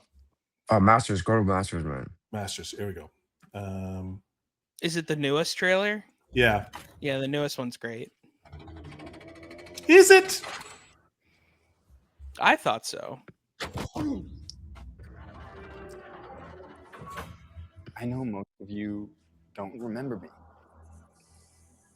but I know all of you. There's a lot of good people. There's a lot of big people in this thing. Oh yeah, Allison Brie, Idris Elba, the tiger from MGM. Mm-hmm. The tiger from MGM. Yeah, Battle Cat. Light years away on Earth. I never stopped trying to get back home. Everything changed since you left. It's all gone. Skeletor took my family.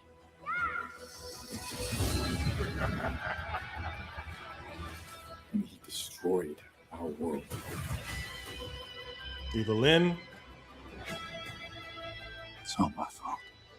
I know how it feels to fail. Take the sword. And when you fall, that's your chance to stand tall.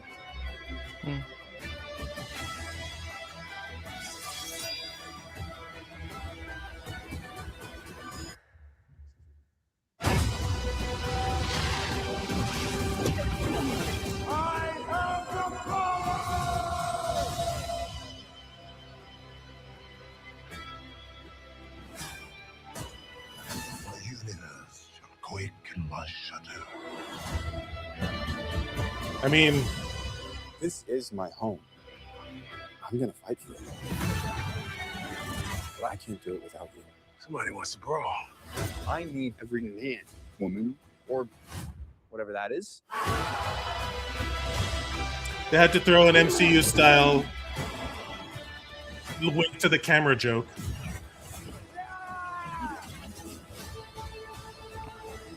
You may have the power. Too scared to use it. Trust me, I know how to use it.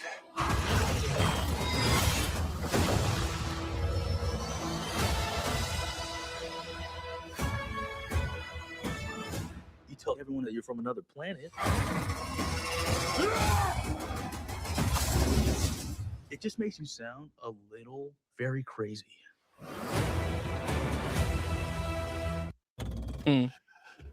Well, Stop, initial reaction. Stop. My penis can only get so erect. Let's just please. My first compliment is that it's colorful. I was happy that there's like the style of it is very much. Someone was talking. I read a thing that someone called it Temu Thor, and that it's like in all fairness, is that a thing now? Just calling everything Timu something? Yeah, or like yeah, it was when it was Wish. Yeah, it's been remember a thing. remember back in the days, it used to be Mickey Mouse. Like, oh, that's a Mickey Mouse, whatever. But then Mickey Mouse became so expensive. They're like, no, fuck, I wish I could afford Mickey Mouse. Yeah. Holy Mickey shit. Mouse. Oh, I wonder if that's just a regional. I wonder if that's a Miami thing of describing something as Mickey Mouse. It felt very. It feels very Cuban for some reason. I Mike, don't know why. take the video off so we could stop it, because when I edit this, it's a lot easier. It's a lot easier to edit this way. Yeah. Yeah. No. Is that a regional thing? Is that a regional thing to be calling everything Mickey Mouse? Because we used to call it in the 80s and 90s. And everybody, it's not Mickey Mouse. It's like that's some bullshit. That's right. But I didn't know. I never thought about it. I never thought about it being regional. You're right. You're right. Maybe bootleg. Yeah, Mickey Mouse was I still like. You know what? Bring it back. I was watching a thing yesterday. We were watching a commercial from the 90s, and one of them like, oh, we reviewed this thing, and there was like a bunch of kids being super cool kids, and they were like whack, and I'm like, oh yeah, I'm gonna start using whack more. I'm gonna start using Mickey Mouse more. Is that wrong? Yeah. Is that wrong? I still say no, whack. I don't know. I'm that guy. Oh shit! No, I never stopped using whack. Maybe am I the guy that's still wearing Z Cavaricis in 2026? Brother, if you wore Z Cavaricis today, it would be a hit, dude. People want style. People want the first of all vintage. It would Z Cavaricis. Fuck it. Now I'm gonna go find some Z Cavaricis. I used to have Z Cavaricis shorts. Jesus. Yeah. Jesus. Speaking of the 80s, He-Man. You know what's what's crazy? What I was just gonna say something is just like what funny enough. Like I watched that trailer the first time and I was like, okay, this is an interesting movie, you know, whatever. And like now I watch it as an actor and I see it and I'm like, oh, all these A-list people, everybody's a name, everybody's a face. Even if they aren't a name yet, they're gonna be a name because look at how gorgeous they look. And then I see this guy who's just the kind of actor that I would be in the movie, where he's just like, you know, you really shouldn't do that. It's like kind of weird, like the way that you're doing that, or whatever he says. Yeah, and I'm like, commentary guy. And then I look at it and I'm like, that guy had to audition 8 times to do that. like, or so many people. No, but I'm sorry, I don't want to interrupt you. But also, there's a plague going on right now where a lot of the parts that are available, that are not lead, that are supporting, that are like kind of the commentary exposition character, are given to influencers who are online, who have big followings, who then will be like, look at, because it's free promotion for the movie as they are in it, and they promote it. So I actually have a friend, and this is going to be very funny, but this is just the truth of what it is. She did a show with, I believe the guy who's playing He-Man has a show on Hulu about him playing football, or if it's not him, then this guy looks like this guy. And it's like a show on Hulu about a guy that plays football. It's some comedy or whatever. And she had this role, and they did not cut her. They just replaced her with the Haktua girl. Oh no. I saw that video. Oh no. I saw that video when she described the reaction of it went viral because she had a viewing party at her house and everything. It was really like, that's like, truthfully, like that's what happens to actors that are in, you know, Mike and I would, you know, I'm trying to be not like just at our level, like just like me. What is it? Middle class level actor. Like that's basically what it is. Like just, we're I don't mean to aspiring. sound disrespectful, but that's what it is. Like it's it's like middle class, you know. I saw that video. I saw that reaction video where she lost her shit, dude. She lost her shit. Who wouldn't? Yeah. Who wouldn't? Like that's ridiculous. I understand, like people get cut, like that happens all the time. It happens to me. It happened to me a couple of times. Like I've gotten cut from things, but you know, it's just I'd rather be cut than replaced by an influencer. Yeah, like CGI replaced. That's fucking wild. I would rather you AI me out of something than replace me with an influencer. Like this is the video.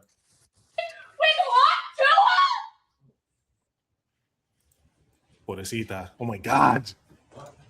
They literally, this is my scene. Sister, did you come in later?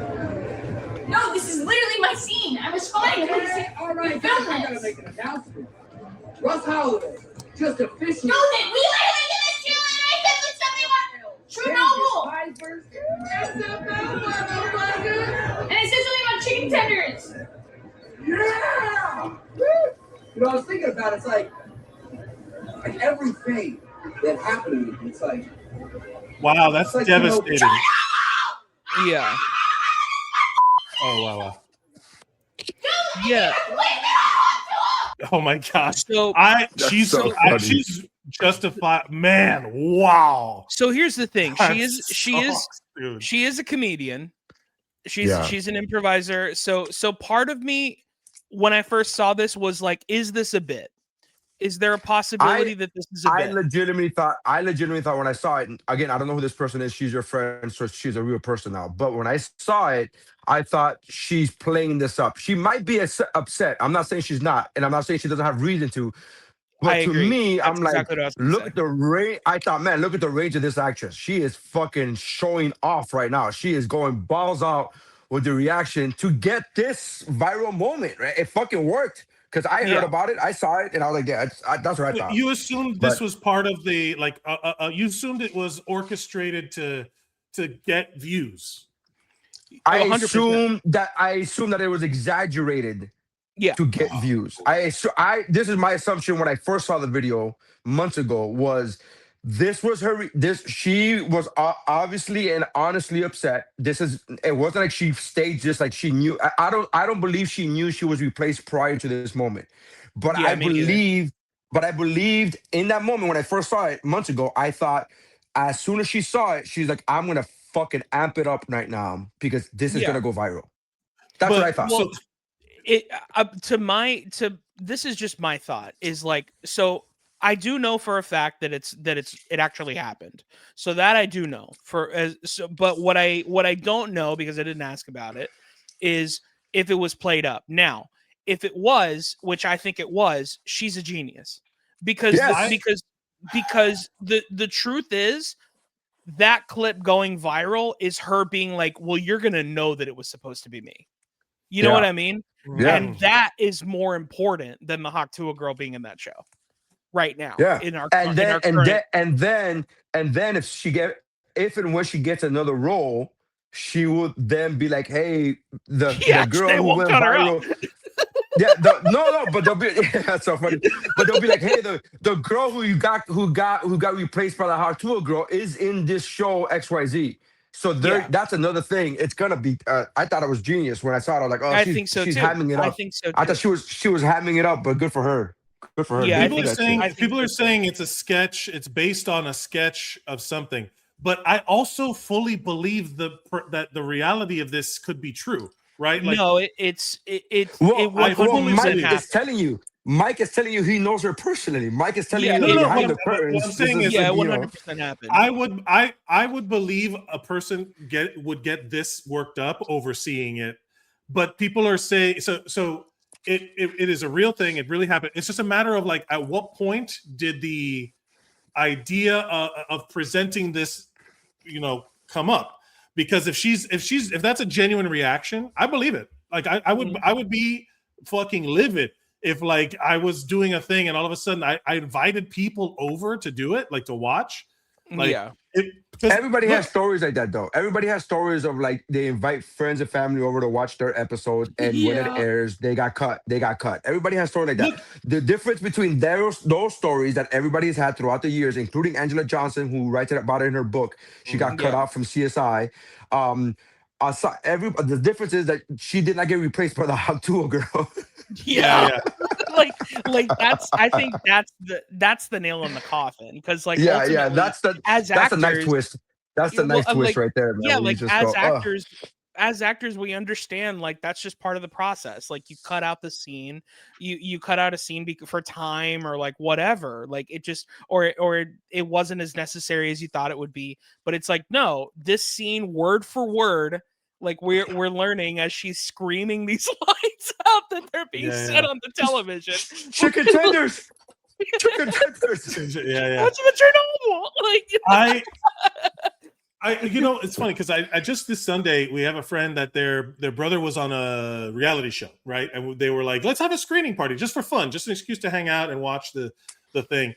And we were all like, I wonder how they're going to edit him, because if you're on a reality show, how they edit you is ultimately like what you come out, because you could be so you have zero control over what like when you were on the floor, right? Where they could have cut it together to make you seem like a big douchebag or whatever, bigger than you are. And but the idea being that you have zero control until you get so like unless somebody told her, like if this is a skit where I would hope somebody told her before she did this, like I'm trying to process this as if it were true, right? Like we do the am I the asshole? I'm operating just what's in the video.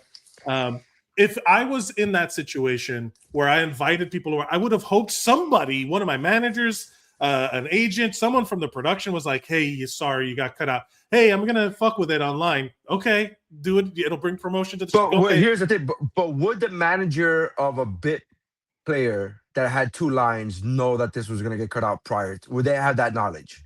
I don't know. I mean, when it's happened to me, they do. But that's because it was cut. Not because they have never told me I was replaced, and thankfully, knock on wood, I will not ever be replaced. But I have to be honest with you. I'd rather be. Now, here's the question: would you rather be replaced by a no-name actor or by internet sensation Hot Tool Girl situation? Because I'm looking at it from a logical point of view, right? Not from an artistic or emotional point of view, but from a logical point of view. I can sit there and be like, it makes if you're gonna replace me, I don't want to be replaced, but if you're gonna replace me, it makes sense that you replace me with somebody who's quasi-famous, because I'm not even quasi-famous. So if you're gonna replace me with somebody who's gonna get clicks and likes. Because that's from a business standpoint, you're right. From a business, exactly my words. From a business standpoint, it makes sense. I agree with that 100%. Yes. I mean, ultimately, even if you replace me with Leonardo DiCaprio, it would still hurt my feelings, But the truth is, even in my heart of hearts, I would know, well, that's the better decision. You know what I mean? Can I just tell you that I did 2 callbacks for a scene in Burn Notice, right? Yeah. That I was in contention for to get a scene in Burn Notice, and then I watched the episode.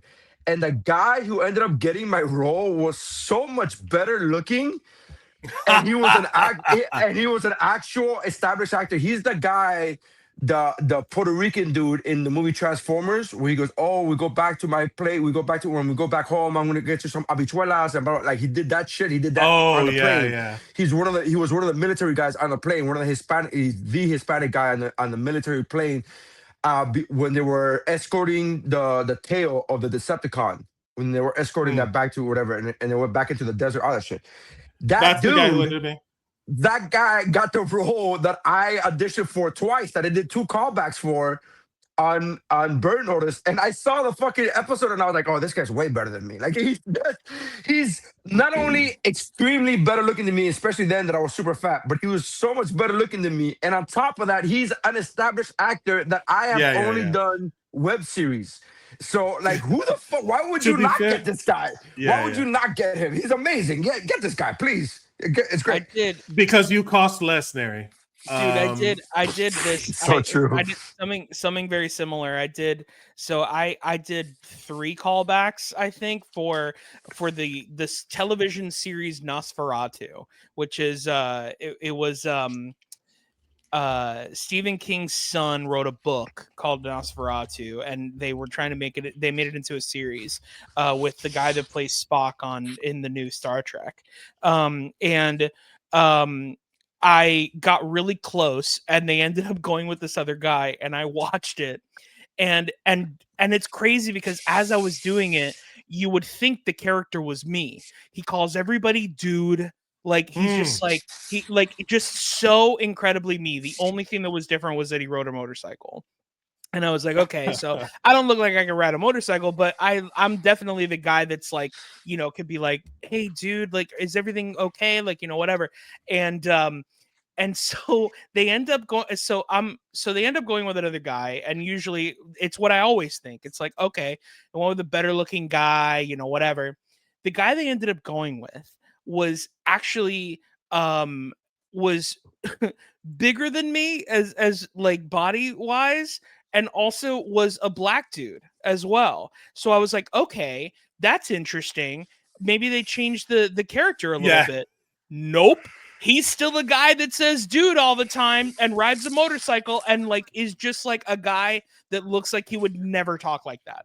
And so I was just like, oh, this is awful. Like, what is going on? You know, but I don't know. The show There was it the never went closest anywhere. yeah, the what sucks is if something goes well, like you were like, because someone out there is like they got this close to a Star Wars thing, they got this close to, you know, somebody got beat out for something that made, like the closest thing I ever got was I was like, did a bunch of callbacks for Machete Kills for Robert Rodriguez. I was going to be some Cuban drug dealer because that's what we are in the eyes of filmmakers.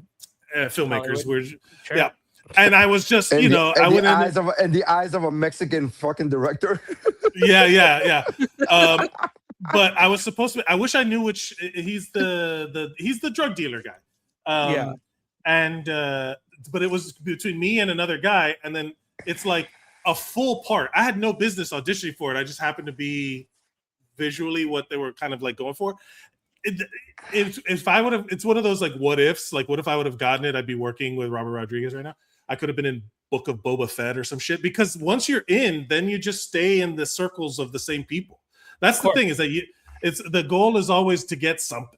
You know, we're all the goal is to get something. And if they cut you out of it, dream, it's like my biggest like what I wish. Like to be one of Adam Sandler's friends. I just want to be one of his fucking friends. Sure. Yeah, I just want to be his friend. How do I audition to be his friend?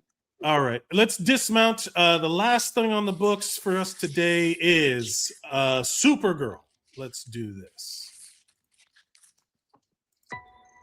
Hey, I was just touching base to see when you think you might be coming back. You know, I'm just worried that you're not going to find your stride here if you keep going off-world all the time, Kara. I'm worried you're not going to find your people. Yeah, well, that's the thing, Clark. I have no people.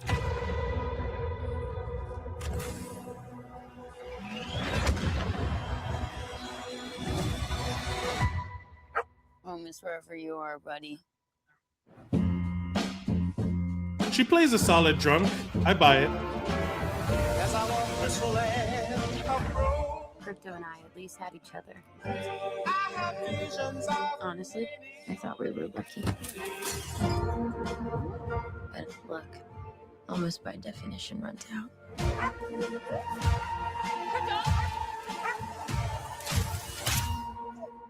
What can I do? Let's go, baby. John Wick in space. He has 3 It's days. Jane Wick.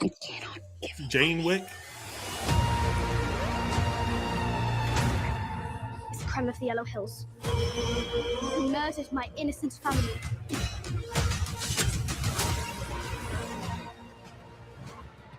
Just do what I say. And don't die. This does not look like this is gonna end well for you guys.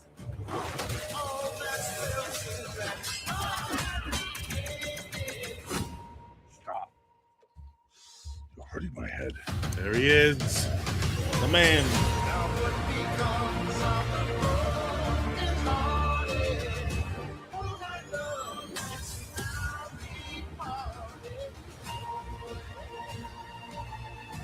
Revenge.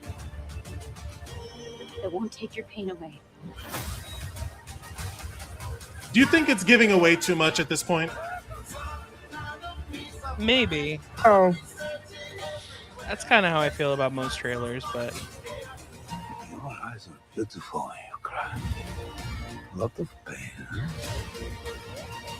A lot of suffering. There's no home. without you, buddy.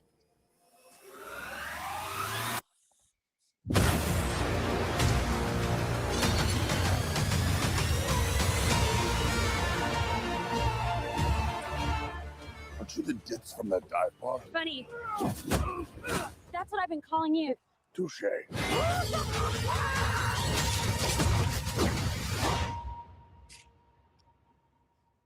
Dramatic sting. Yeah. Where are we at? Of course I'm in. Yeah. That's how I am with trailers now. If I'm gonna watch it, yeah, good. Don't show me anything else. Tell me when it comes out. Send me a text and I'm good. Yeah. That's the only thing I'm absolutely in. I don't think it gave away too much, to be honest with you. I do like the fact that it incorporated crypto because it made you like exactly what you said, Mike. Oh, it's a John Wick, because anybody who, like, you can relate to anybody that's not named Christy Nome would see that trailer and be like, oh, we gotta fucking watch this movie to watch Save the Dog, To bring it back around full fucking circle. Weirdly enough, man, like, I still think that there's people that watch this trailer and are just like, oh, so we're just gonna make Hancock a girl now? Okay, is that what we're doing? We're just gonna turn Hancock into a girl? This political woke agenda? Yeah. Now I'm not gonna get a Superman shirt because now everybody's gonna be like, well, Superman or Supergirl? How am I supposed to know? That's my pronouns when I wear a Superman shirt. I want to make fun of it and be like, that's absurd, but every time it's not. Every time I go into a comment section, it's like, I am not smart enough for this many people to be dumber than me and vocal about it, like so openly, like stupid or hateful or just like, and then they get proven wrong immediately in the next comment. And it's like, I keep thinking about, I saw a picture of a bot farm in like Malaysia or Indonesia, somewhere where there's just the Philippines, where there's just like 1 million cell phones, and they're all hooked up to a computer, and it's just somebody posting like the most vile, like they're literally, that's their whole job. Their whole job. Can I just tell you, I've seen those memes of those like bot farms, and the whole time I'm like, how do I get a message to them so that they can like the podcast? How can I get, like, how is there a way to like be able to be like, hey, can you go watch my fucking my comedy special on YouTube? That'd be great if you could just import it just enough to move the algorithm to start showing it to real people. Like, I'm not saying I want all fake, just move it enough that the algorithm goes, this must be popular, let's show it to real people. Like, that's give all it I want. Nudge. Give me a bot farm nudge. Yeah. And, but I'm done. I felt the way I felt the way about that you said about giving away too much with He-Man. I didn't want to see him do the sword, I got the power thing in the trailer. I wish you would have saved that for the movie, but it is what it is. What are you gonna do? Whatever. Sure. You don't want to see all 3 Spider-Men in the Spider-Man trailer. Yeah. I get it. The truth of the matter is, we could talk about the Spider-Man trailer too, but I'm excited for I'm gonna watch all of that. Like that I'm gonna watch. And I'll put my money into that. I want Marvel to be good again. I want DC to, because Superman was one of my favorite. It was on our top 10 list. Go back in the feed and listen to our top 10 movies of 2025. It's genuinely, I want to support these things, but I also, that's like the new thing. My wife and I, we love going in blind. So I want to know as little as possible.